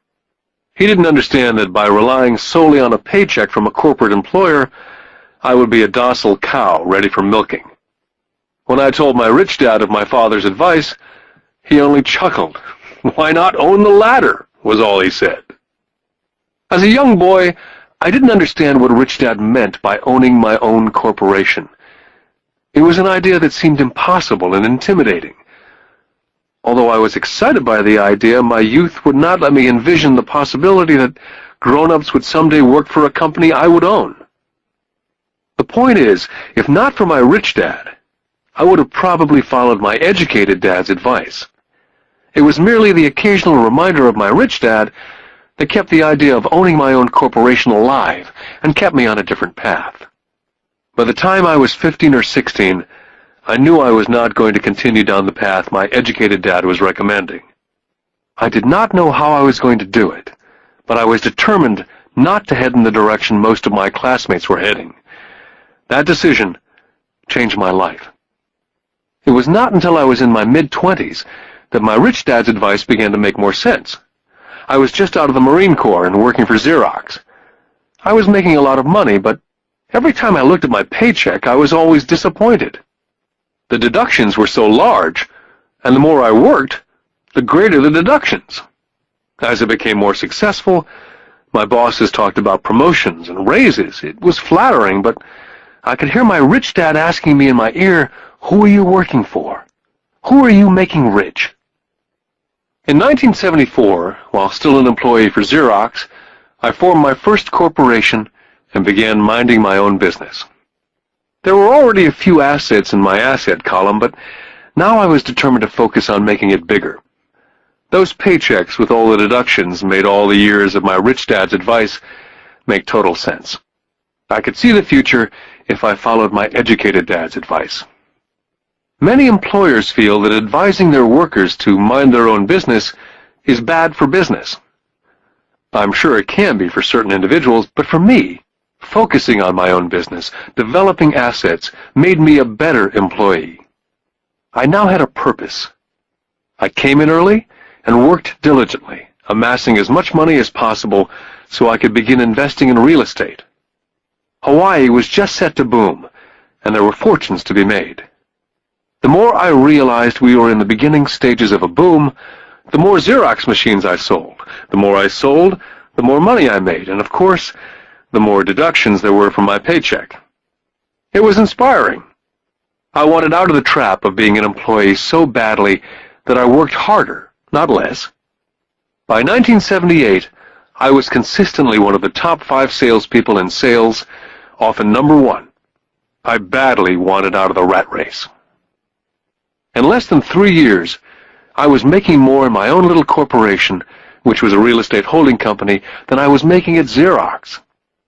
And the money I was making in my asset column in my own corporation was money working for me, not me pounding on doors selling copiers. My rich dad's advice made much more sense. Soon the cash flow from my properties was so strong that my company bought me my first Porsche. My fellow Xerox salespeople thought I was spending my commissions. I wasn't. I was investing my commissions in assets. My money was working hard to make more money. Each dollar in my asset column was a great employee, working hard to make more employees and buy the boss a new Porsche with before-tax dollars. I began to work harder for Xerox. The plan was working, and my Porsche was the proof. By using the lessons I learned from my rich dad, I was able to get out of the proverbial rat race of being an employee at an early age. It was made possible because of the strong financial knowledge I'd acquired through these lessons. Without this financial knowledge, which I call my financial IQ, my road to financial independence would have been much more difficult. I now teach others through financial seminars in the hope that I may share my knowledge with them. Whenever I do my talks, I remind people that financial IQ is made up of knowledge from 4 broad areas of expertise. The first area is accounting, what I call financial literacy, a vital skill if you want to build an empire. The more money you're responsible for, the more accuracy is required, or the house comes tumbling down. This is the left brain side, or the details. Financial literacy is the ability to read and understand financial statements. This ability allows you to identify the strengths and weaknesses of any business. The second is investing, what I call the science of making money. This involves strategies and formulas. This is the right brain side, or the creative side. Next, you must obtain expertise in understanding markets, the science of supply and demand. There's a need to know the technical aspects of the market, which is emotion-driven. The Tickle Me Elmo doll during Christmas 1996 is a case of technical or emotion-driven market. The other market factor is the fundamental or the economic sense of an investment. Does an investment make sense, or does it not make sense based on the current market conditions? Finally, you must understand the law. For instance, utilizing a corporation wrapped around the technical skills of accounting, investing, and markets can aid explosive growth. An individual with the knowledge of the tax advantages and protection provided by a corporation can get rich so much faster than someone who's an employee or a small business sole proprietor. It's like the difference between someone walking and someone flying. The difference is profound when it comes to long-term wealth. A corporation can do so many things that an individual cannot, like pay for expenses before it pays taxes. That is a whole area of expertise that is so exciting, but not necessary to get into unless you have sizable assets or a business. Employees earn and get taxed, and they try to live on what's left. A corporation earns, spends everything it can, and is taxed on anything that's left. It's one of the biggest legal tax loopholes that the rich use. They're easy to set up and are not expensive if you own investments that are producing good cash flow. For example, by owning your own corporation, car payments, insurance, repairs are company expenses. Most restaurant meals are partial expenses, and on and on. All are paid for legally with pre-tax dollars. Lesson 5. The rich invent money.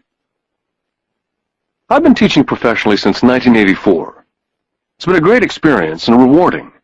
It's also a disturbing profession, for I've taught thousands of individuals, and I see one thing in common in all of us, myself included. We all have tremendous potential, and we are all blessed with gifts. Yet the one thing that holds all of us back is some degree of self-doubt. It's not so much the lack of technical information that holds us back, but more the lack of self-confidence. Some are more affected than others. Once we leave school, most of us know that it's not as much a matter of college degrees or good grades that count. In the real world, outside of academics, something more than just grades is required. I've heard it called guts, chutzpah, balls, audacity, bravado, cunning, daring, tenacity, and brilliance. This factor, whatever it's labeled, ultimately decides one's future much more than school grades. Inside each of us is one of these brave, brilliant, and daring characters. There's also the flip side of that character. People who could get down on their knees and beg if necessary. After a year in Vietnam as a Marine Corps pilot, I intimately got to know both of those characters inside of me. One is not better than the other. Yet as a teacher, I recognized that it was excessive fear and self-doubt that were the greatest detractors of personal genius. It broke my heart to see students know the answers, yet lack the courage to act on the answer. Often in the real world, it's not the smart that get ahead, but the bold. In my personal experience, your financial genius requires both technical knowledge as well as courage. If fear is too strong, the genius is suppressed. In my classes, I strongly urge students to learn to take risks, to be bold, to let their genius convert that fear into power and brilliance. It works for some and just terrifies others. I've come to realize that for most people, when it comes to the subject of money, they would rather play it safe. I've had to field questions such as, why take risks? Why should I bother developing my financial IQ? Why should I become financially literate? And I answer, just to have more options. There are huge changes up ahead. There will be 100 people like Bill Gates, and hugely successful companies like Microsoft created every year, all over the world. And there also will be many more bankruptcies, layoffs, and downsizing. So why bother developing your financial IQ? Because if you do, you will prosper greatly. And if you don't, this period of time will be a frightening one. Land was wealth 300 years ago. So the person who owned the land owned the wealth. Then it was factories and production. And America rose to dominance. The industrialist owned the wealth. Today, it's information. And the person who has the most timely information owns the wealth. The problem is, information flies all around the world at the speed of light. The new wealth cannot be contained by boundaries and borders as lands and factories were. The changes will be faster and more dramatic. There will be a dramatic increase in the number of new multimillionaires. There also will be those who are left behind. Today I find so many people struggling, often working harder, simply because they cling to old ideas. They want things to be the way they were. They resist change. I know people who are losing their jobs or their houses, and they blame technology or the economy or their boss. Sadly, they fail to realize that they might be the problem. Old ideas are their biggest liability. It's a liability simply because they fail to realize that while that idea or way of doing something was an asset yesterday, yesterday is gone. One afternoon I was teaching investing, using a game I'd invented, cash flow, as a teaching tool. A friend had brought someone along to attend the class. This friend of a friend was recently divorced, had been badly burned in the divorce settlement, and was now searching for some answers. Her friend thought the class might help. The game was designed to help people learn how money works. In playing the game, they learn about the interaction of the income statement with the balance sheet. They learn how cash flows between the two, and how the road to wealth is through striving to increase your monthly cash flow from the asset column to the point that it exceeds your monthly expenses. Once you accomplish this, you're able to get out of the rat race and onto the fast track. As I've said, some people hate the game, some love it, and others miss the point. This woman missed a valuable opportunity to learn something. In the opening round, she drew a doodad card with the boat on it. At first she was happy. Oh, I've got the boat! Then, as her friend tried to explain how the numbers worked on her income statement and balance sheet, she got frustrated because she had never liked math. The rest of her table waited while her friend continued explaining the relationship between the income statement, balance sheet, and monthly cash flow. Suddenly, when she realized how the numbers worked, it dawned on her that her boat was eating her alive. Later on in the game, she was also downsized and had a child. It was a horrible game for her. After the class, her friend came by and told me that she was upset. She'd come to the class to learn about investing and did not like the idea that it took so long to play a silly game. Her friend attempted to tell her to look within herself to see if the game reflected on herself in any way. With that suggestion, the woman demanded her money back. She said that the very idea that a game could be a reflection of her was ridiculous. Her money was promptly refunded, and she left. Since 1984, I have made millions simply by doing what the school system does not. In school, most teachers lecture. I hated lectures as a student. I was soon bored, and my mind would drift. In 1984, I began teaching via games and simulations. I always encouraged adult students to look at games as reflecting back to what they know and what they needed to learn. Most importantly, a game reflects back on one's behavior. It's an instant feedback system. Instead of the teacher lecturing you, the game is feeding back a personalized lecture, custom-made just for you. The friend of the woman who left later called to give me an update. She said her friend was fine and had calmed down. In her cooling-off period, she could see some relationships between the game and her life. Just like a board game, the world is always providing us with instant feedback. We could learn a lot if we tuned in more. One day, not long ago, I complained to my wife that the cleaners must have shrunk my pants. My wife gently smiled and poked me in the stomach to inform me that the pants had not shrunk. Something else had expanded. Me.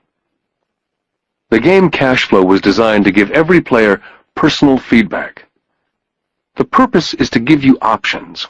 If you draw the boat card and it puts you into debt, the question is, now what can you do? How many different financial options can you come up with? That's the purpose of the game. To teach players to think and create new and various financial options. I've watched this game played by more than 1,000 people. The people who get out of the rat race in the game the quickest are the people who understand numbers and have creative financial minds. They recognize different financial options. People who take the longest are people who aren't familiar with numbers and often do not understand the power of investing. Rich people are often creative and take calculated risks. There have been people playing Cash Flow who gain lots of money in the game, but they don't know what to do with it. Most of them have not been financially successful in real life either. Everyone else seems to be getting ahead of them, even though they have money. And that's true in real life. There are a lot of people who have a lot of money and do not get ahead financially. Limiting your options is the same as hanging on to old ideas. I have a friend from high school who now works at 3 jobs. 20 years ago, he was the richest of all my classmates. When the local sugar plantation closed, the company he worked for went down with the plantation. In his mind, he had but one option, and that was the old option: work hard. The problem was, he couldn't find an equivalent job that recognized his seniority in the old company. As a result, he's overqualified for the jobs he currently has, so his salary is lower. He now works 3 jobs to earn enough to survive. I've watched people playing Cash Flow complaining that the right opportunity cards are not coming their way, so they sit there. I know people who do that in real life.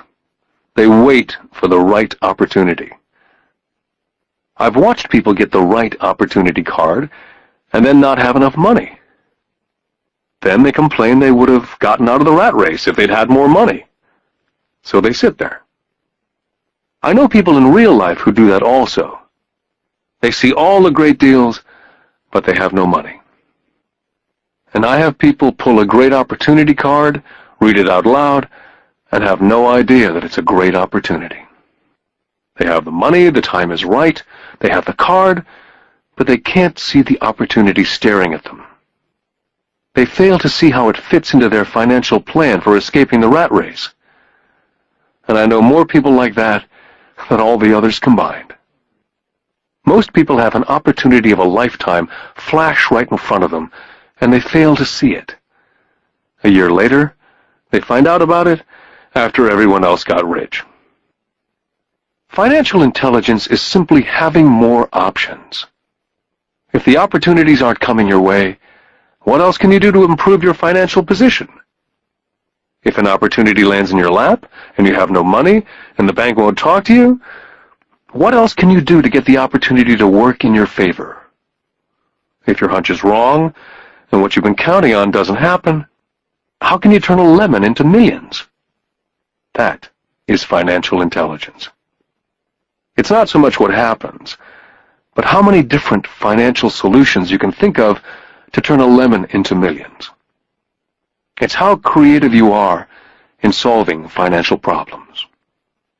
Most people only know one solution: work hard, save, and borrow.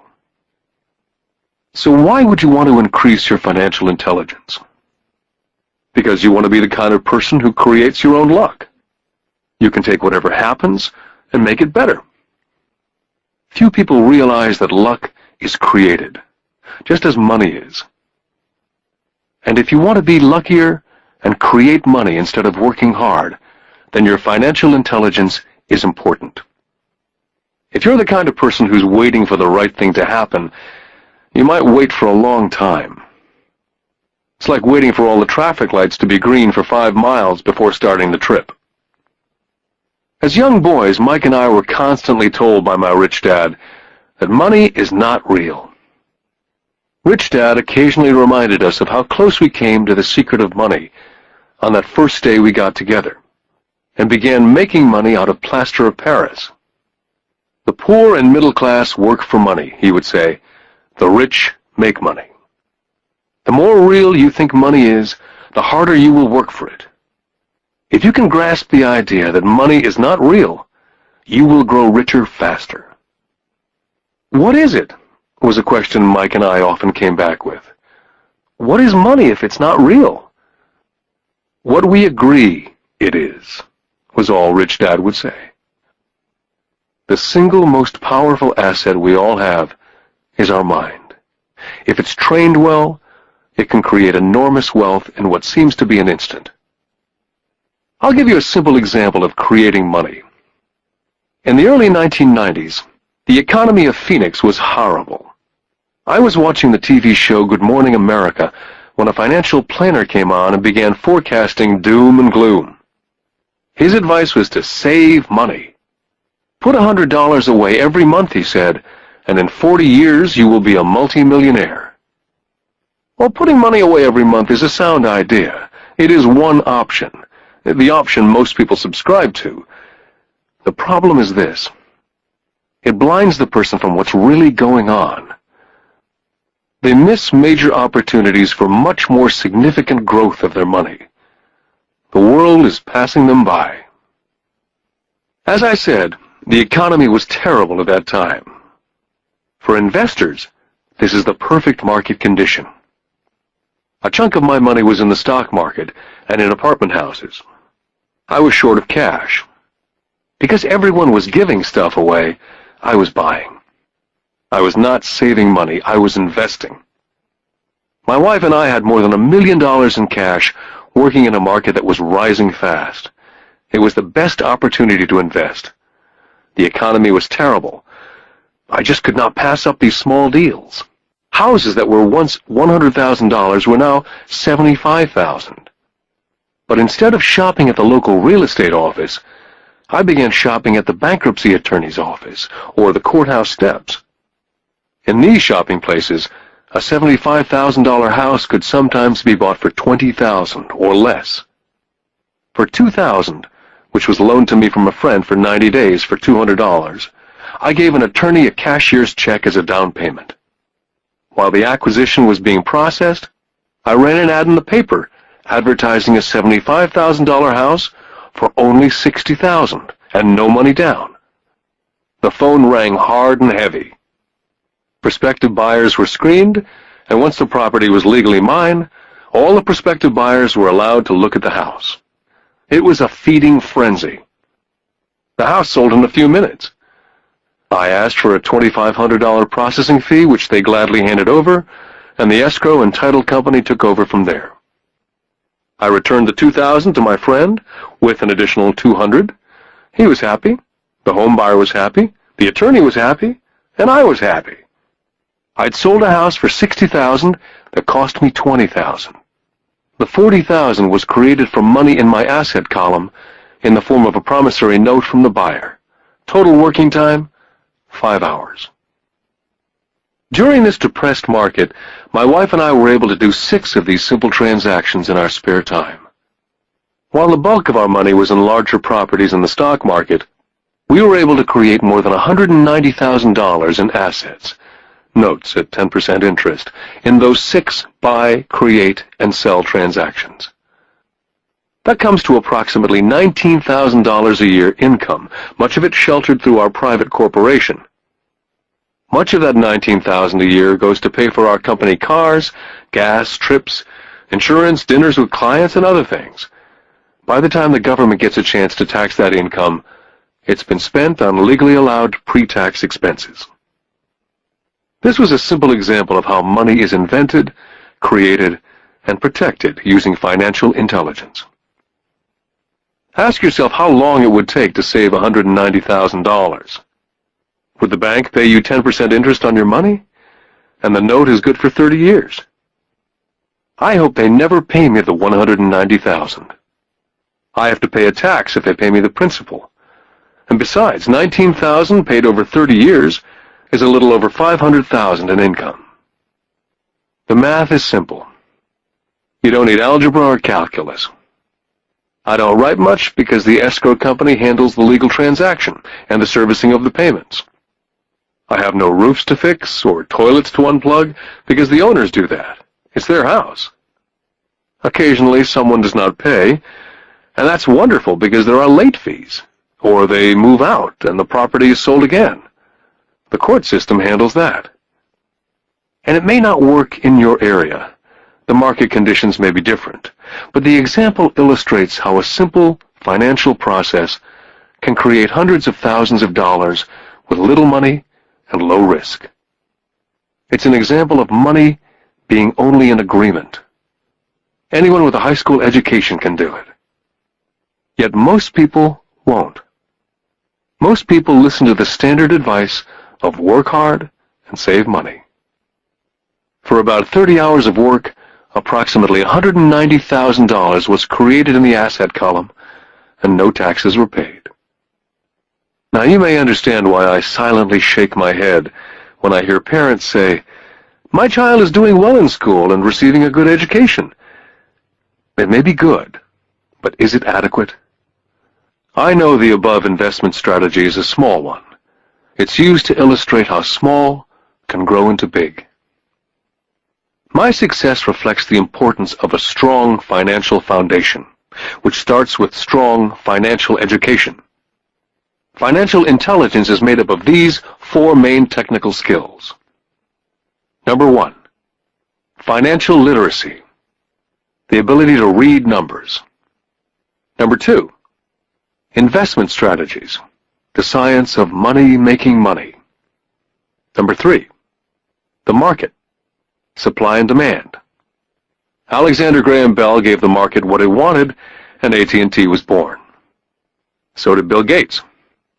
A $75,000 house offered for $60,000 that cost $20,000 was also the result of seizing an opportunity created by the market.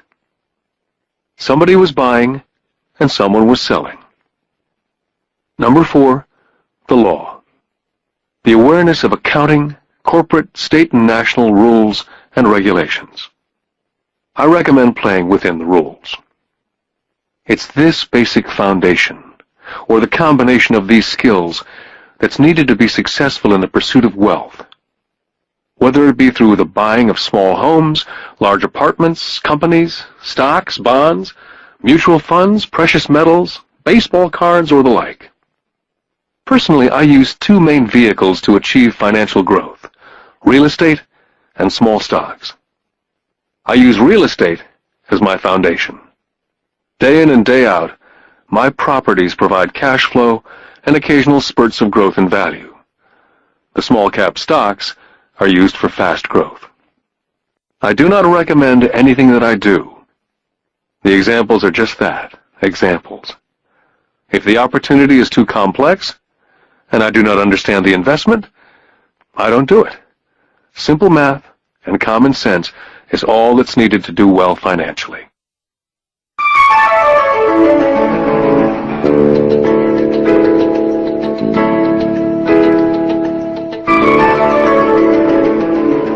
Lesson 6. Work to learn. Don't work for money. In 1995, I granted an interview with a newspaper in Singapore. The young female reporter was on time, and the interview got underway immediately. We sat in the lobby of a luxurious hotel, sipping coffee and discussing the purpose of my visit to Singapore. I was to share the platform with Zig Ziglar. He was speaking on motivation, and I was speaking on the secrets of the rich. "Someday I'd like to be a best-selling author like you," she said. I'd seen some of the articles she'd written for the paper, and I was impressed. She had a tough, clear style of writing. Her articles held a reader's interest. "You have a great style," I said in reply. "What holds you back from achieving your dream?" "My work doesn't seem to go anywhere," she said quietly. "Everyone says that my novels are excellent, but nothing happens, so I keep my job with the paper. At least it pays the bills." "Do you have any suggestions?" "Yes, I do," I said brightly. "A friend of mine here in Singapore runs a school that trains people to sell. He runs sales training courses for many of the top corporations here in Singapore. And I think attending one of his courses would greatly enhance your career." She stiffened. "Are you saying that I should go to school to learn to sell?" I nodded. "I have a master's degree in English literature. Why would I go to school to learn to be a salesperson? I'm a professional." She was now packing her briefcase forcibly. The interview was over. On the coffee table sat a copy of my first book. I picked it up as well as the notes that she jotted down on her legal pad. "Do you see this?" I said, pointing to her notes. She looked down at her notes. "What?" she said, confused. Again, I pointed deliberately to her notes. On her pad, she'd written, "Robert Kiyosaki, best-selling author." It says, best-selling author, not best-writing author. Her eyes widened immediately. "I'm a terrible writer. You're a great writer. I went to sales school.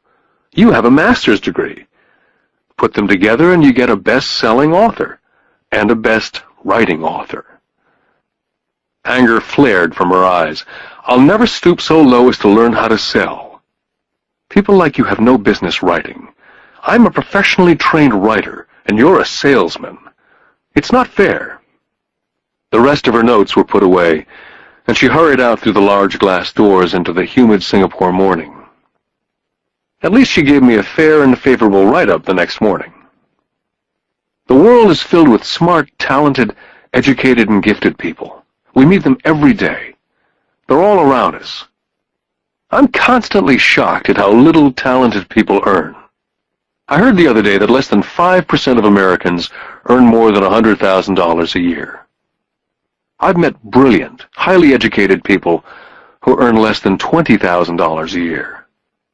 A business consultant who specializes in the medical trade was telling me how many doctors, dentists, and chiropractors struggle financially. All this time, I thought that when they graduated, the dollars would pour in. It was this business consultant who gave me the phrase, "They are one skill away from great wealth." What this phrase means is that most people need only to learn and master one more skill, and their income would jump exponentially. I have mentioned before that financial intelligence is a synergy of accounting, investing, marketing, and law. Combine these 4 technical skills, and making money with money is easier. When it comes to money, the only skill most people know is to work hard. The classic example of a synergy of skills was that young writer for the newspaper. If she diligently learned the skills of sales and marketing, her income would jump dramatically. If I were her, I would take some courses in advertising, copywriting, as well as sales. Then instead of working at the newspaper, I would seek a job at an advertising agency. Even if it were a cut in pay, She'd learn how to communicate in shortcuts that are used in successful advertising. She also would spend time learning public relations, an important skill. She would learn how to get millions in free publicity. Then at night and on weekends, she could be writing her great novel. When it was finished, she'd be better able to sell her book. Then in a short while, she could be a best-selling author. When I graduated from the U.S. Merchant Marine Academy in 1969, my educated dad was happy. Standard Oil of California had hired me for its oil tanker fleet. I was a third mate, and the pay was low compared with my classmates, but it was okay for a first real job after college. My starting pay was about $42,000 a year, including overtime, and I only had to work for 7 months. I had 5 months of vacation. If I'd wanted to, I could have taken the run to Vietnam with a subsidiary shipping company and easily doubled my pay instead of taking the 5 months vacation. I had a great career ahead of me, yet I resigned after 6 months with the company and joined the Marine Corps to learn how to fly. My educated dad was devastated. Rich Dad congratulated me. In school and in the workplace, the popular opinion is the idea of specialization. That is, in order to make more money or get promoted, you need to specialize. That is why medical doctors immediately begin to seek a specialty, such as orthopedics or pediatrics. The same is true for accountants, architects, lawyers, pilots, and others. My educated dad believed in the same dogma. That's why he was thrilled when he eventually achieved his doctorate. He often admitted that schools reward people who study more and more about less and less. Rich Dad encouraged me to do exactly the opposite. You want to know a little about a lot, was his suggestion. That's why for years I worked in different areas of his companies. For a while I worked in his accounting department. Although I would probably never have been an accountant, he wanted me to learn via osmosis. Rich Dad knew I would pick up jargon and a sense of what's important and what's not. I also worked as a busboy and construction worker, as well as in sales, reservations, and marketing. He was grooming Mike and me. That's why he insisted we sit in on the meetings with his bankers, lawyers, accountants, and brokers. He wanted us to know a little about every aspect of his empire. Educated Dad thought I went to school to learn to be a ship's officer. Rich Dad knew that I went to school to study international trade. So as a student, I made cargo runs navigating large freighters, oil tankers, and passenger ships to the Far East and the South Pacific. Rich Dad emphasized that I stay in the Pacific instead of taking ships to Europe, because he knew that the emerging nations were in Asia, not Europe. While most of my classmates, including Mike, were partying at their fraternity houses, I was studying trade, people, business styles and cultures in Japan, Taiwan, Thailand, Singapore, Hong Kong, Vietnam, Korea, Tahiti, Samoa, and the Philippines. I also was partying, but it was not in any frat house. I grew up rapidly. Educated Dad could not understand why I decided to quit and join the Marine Corps. I told him I wanted to learn to fly, but really I wanted to learn to lead troops. Rich Dad explained to me that the hardest part of running a company is managing people. He'd spent 3 years in the Army. My educated dad was draft exempt. Rich Dad told me of the value of learning to lead men into dangerous situations. Leadership is what you need to learn next, he said. If you're not a good leader, you'll get shot in the back, just like they do in business.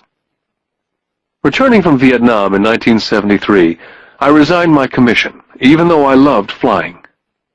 I found a job with Xerox Corporation. I joined it for one reason, and it was not for the benefits. I was a shy person, and the thought of selling was the most frightening subject in the world. Xerox is one of the best sales training programs in America. Rich Dad was proud of me. My educated dad was ashamed. Being an intellectual, he thought that salespeople were below him. I worked with Xerox for 4 years, until I overcame my fear of knocking on doors and being rejected. Once I could consistently be in the top 5 in sales, I again resigned and moved on, leaving behind another great career with an excellent company. In 1977, I formed my first company. Rich Dad had groomed Mike and me to take over companies, so I now had to learn to form them and put them together. My first product, the nylon and Velcro wallet, was manufactured in the Far East and shipped to a warehouse in New York, near where I had gone to school. My formal education was complete, and it was time to test my wings. If I failed, I went broke. Rich Dad thought it best to go broke before 30. You still have time to recover, was his advice. On the eve of my 30th birthday, my first shipment left Korea for New York. Today I still do business internationally, and as my rich dad encouraged me to do, I keep seeking the emerging nations. Today my investment company invests in South America, Asia, Norway, and Russia. There's an old cliche that goes, JOB is an acronym for just over broke. And unfortunately, I would say that the saying applies to millions of people. Because school does not think financial intelligence is an intelligence, most workers live within their means. They work and they pay bills. There's another horrible management theory that goes, workers work hard enough to not be fired, and owners pay just enough so that workers won't quit. And if you look at the pay scales of most companies, again I would say there is a degree of truth in that statement. The net result is that most workers never get ahead. They do what they've been taught to do. Get a secure job. Most workers focus on working for pay and benefits that reward them in the short term, but is often disastrous in the long run. Instead, I recommend to young people to seek work for what they will learn more than what they will earn. Look down the road at what skills they want to acquire before choosing a specific profession, and before getting trapped in the rat race. When I speak to adults who want to earn more money, I always recommend the same thing. I suggest taking a long view of their life. Instead of simply working for the money and security, which I admit are important, I suggest they take a second job that will teach them a second skill. Often I recommend joining a network marketing company, also called multi-level marketing, if they want to learn sales skills. Some of these companies have excellent training programs that help people get over their fear of failure and rejection, which are the main reasons people are unsuccessful. Education is more valuable than money in the long run. When I ask the classes I teach, how many of you can cook a better hamburger than McDonald's? Almost all of the students raise their hands. I then ask, so if most of you can cook a better hamburger, how come McDonald's makes more money than you?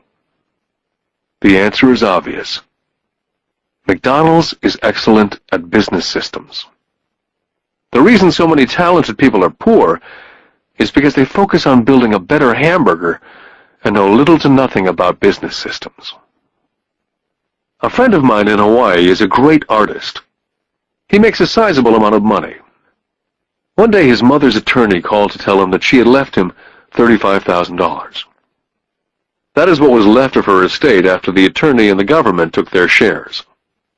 Immediately he saw an opportunity to increase his business by using some of this money to advertise. 2 months later, his first 4-color full-page ad appeared in an expensive magazine that targeted the very rich. The ad ran for 3 months. He received no replies from the ad, and all of his inheritance is now gone. He now wants to sue the magazine for misrepresentation. This is a common case of someone who can build a beautiful hamburger but knows little about business. When I asked him what he'd learned, his only reply was that advertising salespeople are crooks. I then asked him if he'd be willing to take a course in sales and a course in direct marketing. His reply, I don't have the time, and I don't want to waste my money. The world is filled with talented poor people. All too often they're poor or struggle financially, or earn less than they're capable of, not because of what they know, but because of what they do not know. They focus on perfecting their skills at building a better hamburger rather than the skills of selling and delivering the hamburger. Maybe McDonald's does not make the best hamburger, but they are the best at selling and delivering a basic average burger. Poor Dad wanted me to specialize. That was his view on how to be paid more. Rich Dad advised that Mike and I groom ourselves. Many corporations do the same thing. They find a young, bright student out of business school and begin grooming that person to someday take over the company. So these bright young employees do not specialize in one department. They're moved from department to department to learn all the aspects of business systems. The rich often groom their children or the children of others. By doing so, their children gain an overall knowledge of the operations of the business and how the various departments interrelate. For the World War II generation, it was considered bad to skip from company to company. Today, it's considered smart. Since people will skip from company to company rather than seek greater specialization, why not seek to learn more than earn? In the short term, it may earn you less. In the long term, it will pay off in large dividends. The main management skills needed for success are the management of cash flow, the management of systems, including yourself and time with family, and the management of people.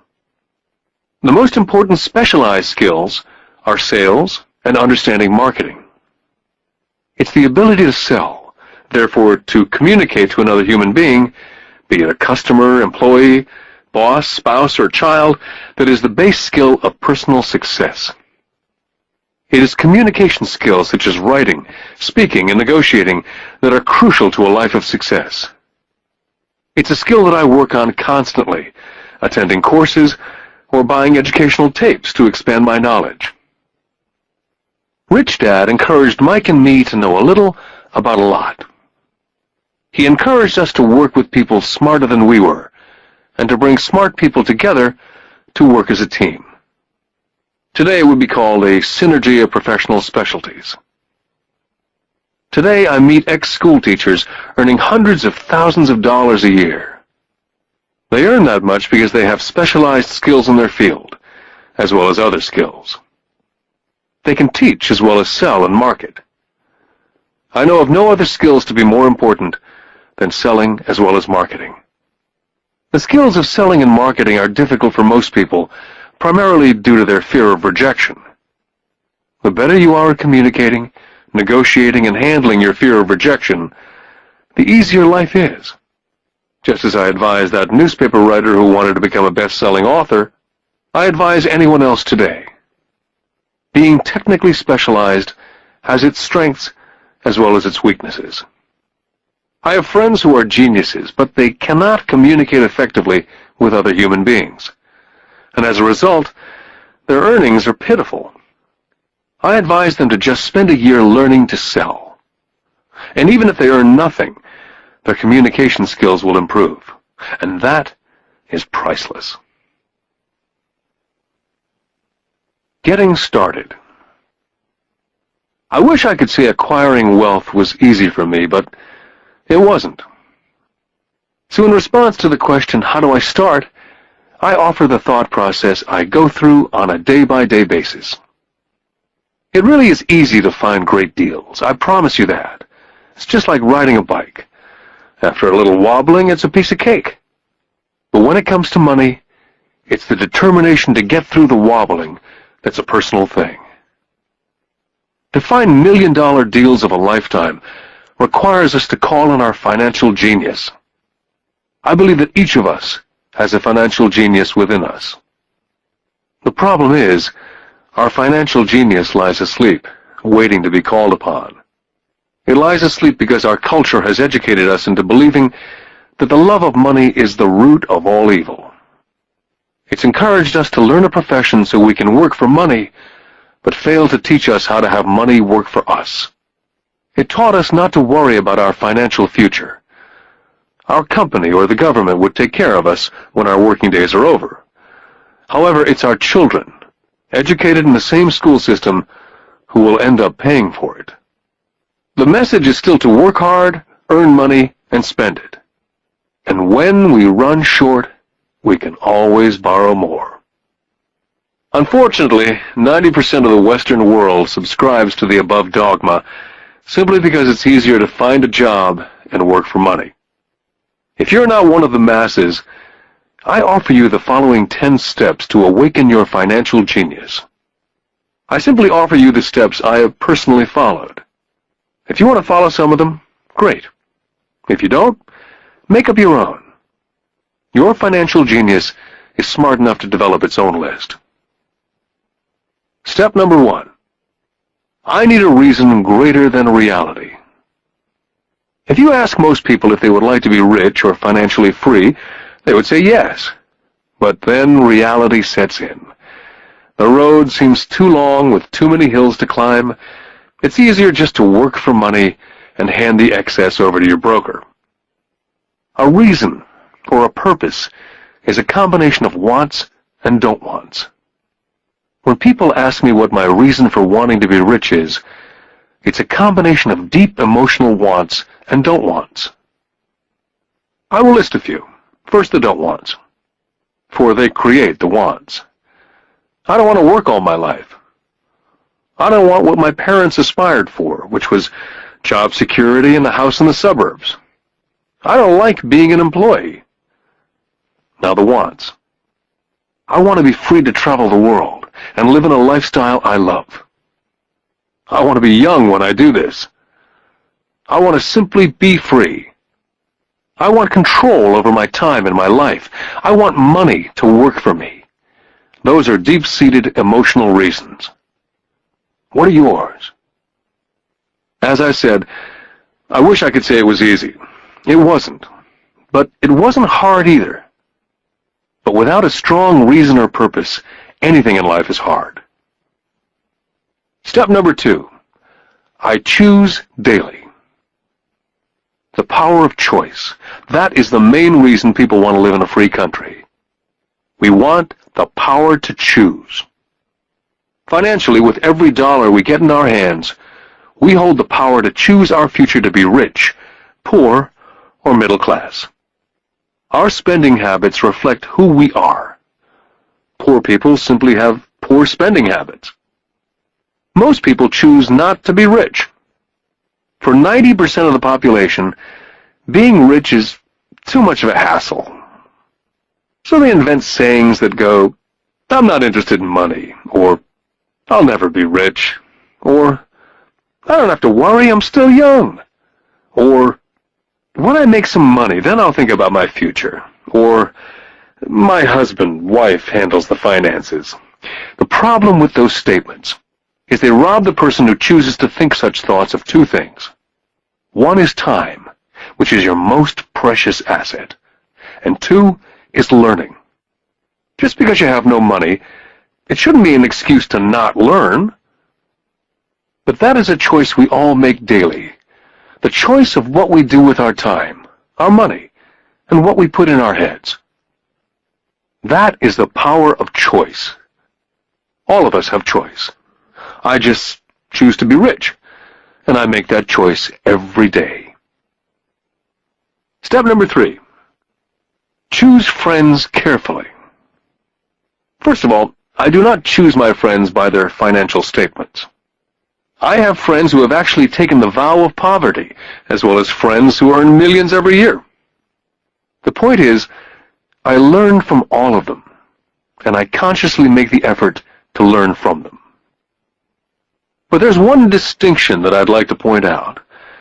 I've noticed that my friends with money talk about money, and I do not mean brag. They're interested in the subject, so I learn from them and they learn from me. My friends whom I know are in dire straits financially do not like talking about money, business, or investing.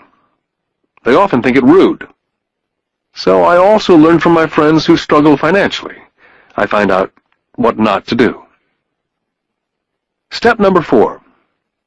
Master a formula and then learn a new one. In order to make bread, Every baker follows a recipe, even if it's only held in their head. The same is true for making money. That's why money is often called dough. When it comes to money, the masses generally have one basic formula they learned in school, and that is work for money. The formula I see that is predominant in the world is that every day millions of people get up and go to work, earn money, pay bills, balance checkbooks, buy some mutual funds, and go back to work. That is the basic formula or recipe. If you're tired of what you're doing or you're not making enough, it's simply a case of changing the formula via which you make money. Years ago, when I was 26, I took a weekend class called How to Buy Real Estate Foreclosures. I learned a formula. The next trick was to have the discipline to actually put into action what I had learned. That is where most people stop. For 3 years while working for Xerox, I spent my spare time learning to master the art of buying foreclosures. I've made several $1 million using that formula, but today it's too slow, and too many other people are doing it. So after I mastered that formula, I went in search of other formulas. For many of the classes, I did not use the information I learned directly, but I always learned something new. Step number 5. Pay yourself first. The power of self-discipline. If you cannot get control of yourself, do not try to get rich. You might first want to join the Marine Corps or some religious order, so you can get control of yourself. It makes no sense to invest, make money, and blow it. It's the lack of self-discipline that causes most lottery winners to go broke soon after winning millions. It's the lack of self-discipline that causes people who get a raise to immediately go out and buy a new car or take a cruise. It's difficult to say which of the 10 steps is the most important, but of all the steps, this step is probably the most difficult to master if it's not already a part of your makeup. I would venture to say that it's the lack of personal self-discipline that is the #1 delineating factor between the rich, poor, and middle class. I do not take the saying, "pay yourself first," lightly. The Richest Man in Babylon by George Clason is where the statement, "pay yourself first," comes from. Millions of copies have been sold. But while millions of people freely repeat that powerful statement, few follow the advice. For those who do follow it, their financial statement, income statement, and balance sheet shows income flowing into assets and assets supplying income. Each month, these people allocate money to their asset column before they pay their monthly expenses. Although millions of people have read Clason's book and understand the words "pay yourself first," in reality they pay themselves last. Now I can hear the howls from those of you who sincerely believe in paying your bills first. And I can hear all the responsible people who pay their bills on time. I'm not saying be irresponsible and not pay your bills. All I'm saying is do what the program says, which is pay yourself first. The reason I don't have high credit card debt and doodad debt is because I want to pay myself first. Although I pay my bills last, I am financially astute enough to not get into a tough financial situation. To ensure paying yourself first, don't get into large debt positions that you have to pay for. Keep your expenses low. Build up assets first. Then, buy the big house or a nice car. Being stuck in the rat race is not intelligent. And when you come up short, let the pressure build and don't dip into your savings or investments. Use the pressure to inspire your financial genius to come up with new ways of making more money and then pay your bills. You will have increased your ability to make more money as well as your financial intelligence. Step number 6. Pay your brokers well. I often see people posting a sign in front of their house that says, "For sale by owner." Or I see on TV today many people claiming to be discount brokers. My rich dad taught me to take the opposite tack. He believed in paying professionals well, and I have adopted that policy also. Today I have expensive attorneys, accountants, real estate brokers, and stockbrokers. Why? Because if, and I do mean if, the people are professionals, their services should make you money. And the more money they make, the more money I make. We live in an information age. Information is priceless. A good broker should provide you with information as well as take the time to educate you as to its meaning. Step number 7. Be an Indian giver. This is the power of getting something for nothing. When the first white settlers came to America, they were taken aback by a cultural practice some American Indians had. For example, if a settler was cold, the Indian would give the person a blanket. Mistaking it for a gift, the settler was often offended when the Indian asked for it back. The Indians also got upset when they realized the settlers did not want to give it back. That is where the term Indian giver came from. A simple cultural misunderstanding. In the world of the asset column, being an Indian giver is vital to wealth. The sophisticated investor's first question is, how fast do I get my money back? They also want to know what they get for free, also called a piece of the action. That is why the ROI, or return of and on investment, is so important. Frequently, my broker will call me and recommend I move a sizable amount of money into the stock of a company that he feels is just about to make a move that will add value to the stock, like announcing a new product. I will move my money in for a week to a month while the stock moves up. Then I pull my initial dollar amount out and stop worrying about the fluctuations of the market, because my initial money is back and ready to work on another asset. So my money goes in, and then it comes out, and I own an asset that was technically free. Step number 8. Assets buy luxuries. As I said in the section, Pay Yourself First, if a person cannot master the power of self-discipline, it's best not to try to get rich. For while the process of developing cash flow from an asset column, in theory, is easy, it's the mental fortitude of directing money that's hard. Due to external temptations, it's much easier in today's consumer world to simply blow it out of the expense column. Because of weak mental fortitude, that money flows into the paths of least resistance. That is the cause of poverty and financial struggle. I love my luxuries as much as anyone else. The difference is, some people buy their luxuries on credit. It's the keep up with the Joneses trap. I use the income from my assets to buy my luxuries. When I wanted to buy a Porsche, the easy road would have been to call my banker and get a loan. Instead of choosing to focus in the liability column, I chose to focus in the asset column. As a habit, I used my desire to consume to inspire and motivate my financial genius to invest. Too often today, we focus on borrowing money to get the things we want, instead of focusing on creating money. One is easier in the short term, but harder in the long term. It's a bad habit that we as individuals and as a nation have gotten into. Remember, the easy road often becomes hard, and the hard road often becomes easy. The earlier you can train yourself and those you love to be masters of money, the better. Money is a powerful force. Unfortunately, people use the power of money against them. If your financial intelligence is low, money will run all over you. It will be smarter than you. If money is smarter than you, you will work for it all your life. Step number 9. The need for heroes. When I was a kid, I greatly admired Willie Mays, Hank Aaron, Yogi Berra. They were my heroes. As a kid playing Little League, I wanted to be just like them. I treasured their baseball cards.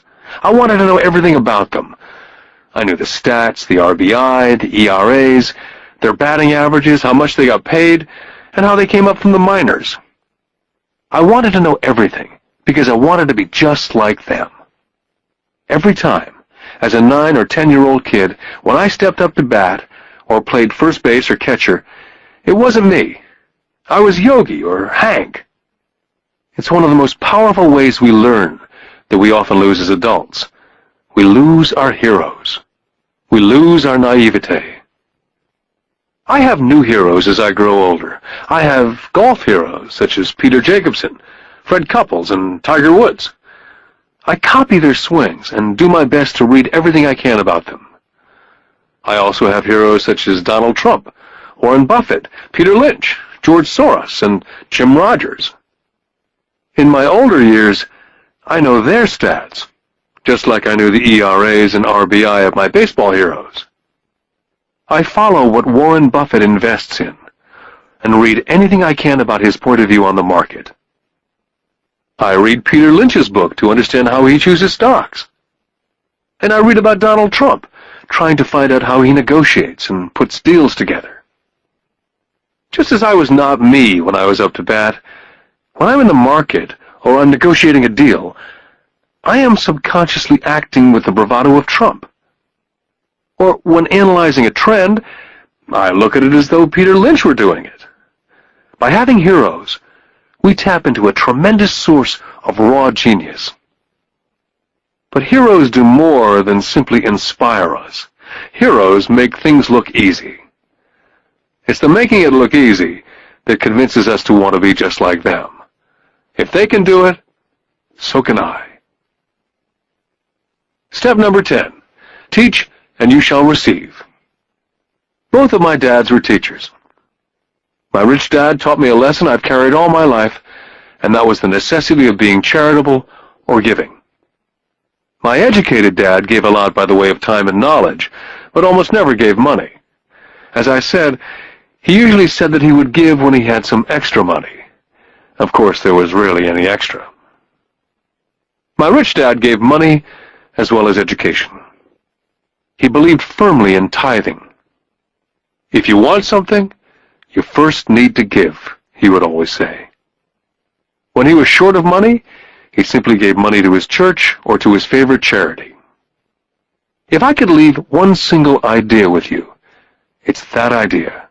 Whenever you feel short or in need of something, give what you want first, and it will come back in buckets. That's true for money, a smile, love, friendship. I know it's often the last thing a person may want to do, but it's always worked for me. I just trust that the principle of reciprocity is true, and I give what I want. My rich dad would often say, poor people are more greedy than rich people. He would explain that if a person was rich, that person was providing something that other people wanted. In my life, over all these years, whenever I felt needy or short of money or short of help, I simply went out and found in my heart what I wanted and decided to give it first. And when I gave, it always came back. It reminds me of the story of the guy sitting with firewood in his arms on a cold, freezing night, and he's yelling at the pot-bellied stove, "When you give me some heat, then I'll put some wood in." And when it comes to money, love, happiness, sales, and contacts, all one needs to remember is first to give what you want, and it will come back in droves. My poor dad taught teachers, and he became a master teacher. My rich dad always taught young people his way of doing business. In retrospect, it was their generosity with what they knew that made them smarter. There are powers in this world that are much smarter than we are. You can get there on your own, but it's easier with the help of the powers that be. All you need to be is generous with what you have, and the powers will be generous with you. Take action. All of you were given two great gifts, your mind and your time. It is up to you to do what you please with both. With each dollar bill that enters your hand, you and only you have the power to determine your destiny. Spend it foolishly, you choose to be poor. Spend it on liabilities, you join the middle class. Invest it in your mind and learn how to acquire assets, and you will be choosing wealth as your goal and your future. The choice is yours and only yours. With every day, with every dollar, you decide to be rich, poor, or middle class. Choose to share this knowledge with your children, and you choose to prepare them for the world that awaits. No one else will. You and your children's future will be determined by choices you make today, not tomorrow. This has been a Time Warner Audiobooks production of Rich Dad, Poor Dad, written by Robert Kiyosaki with Sharon L. Lecter, CPA, and read by Stephen Hoy, featuring an introduction by Robert Kiyosaki. Executive producer, Maya Thomas. Produced and directed by John Brunette. Text abridged by John Whitman. Text edited by William Whittington. Production coordinated by Daniel Metcalf.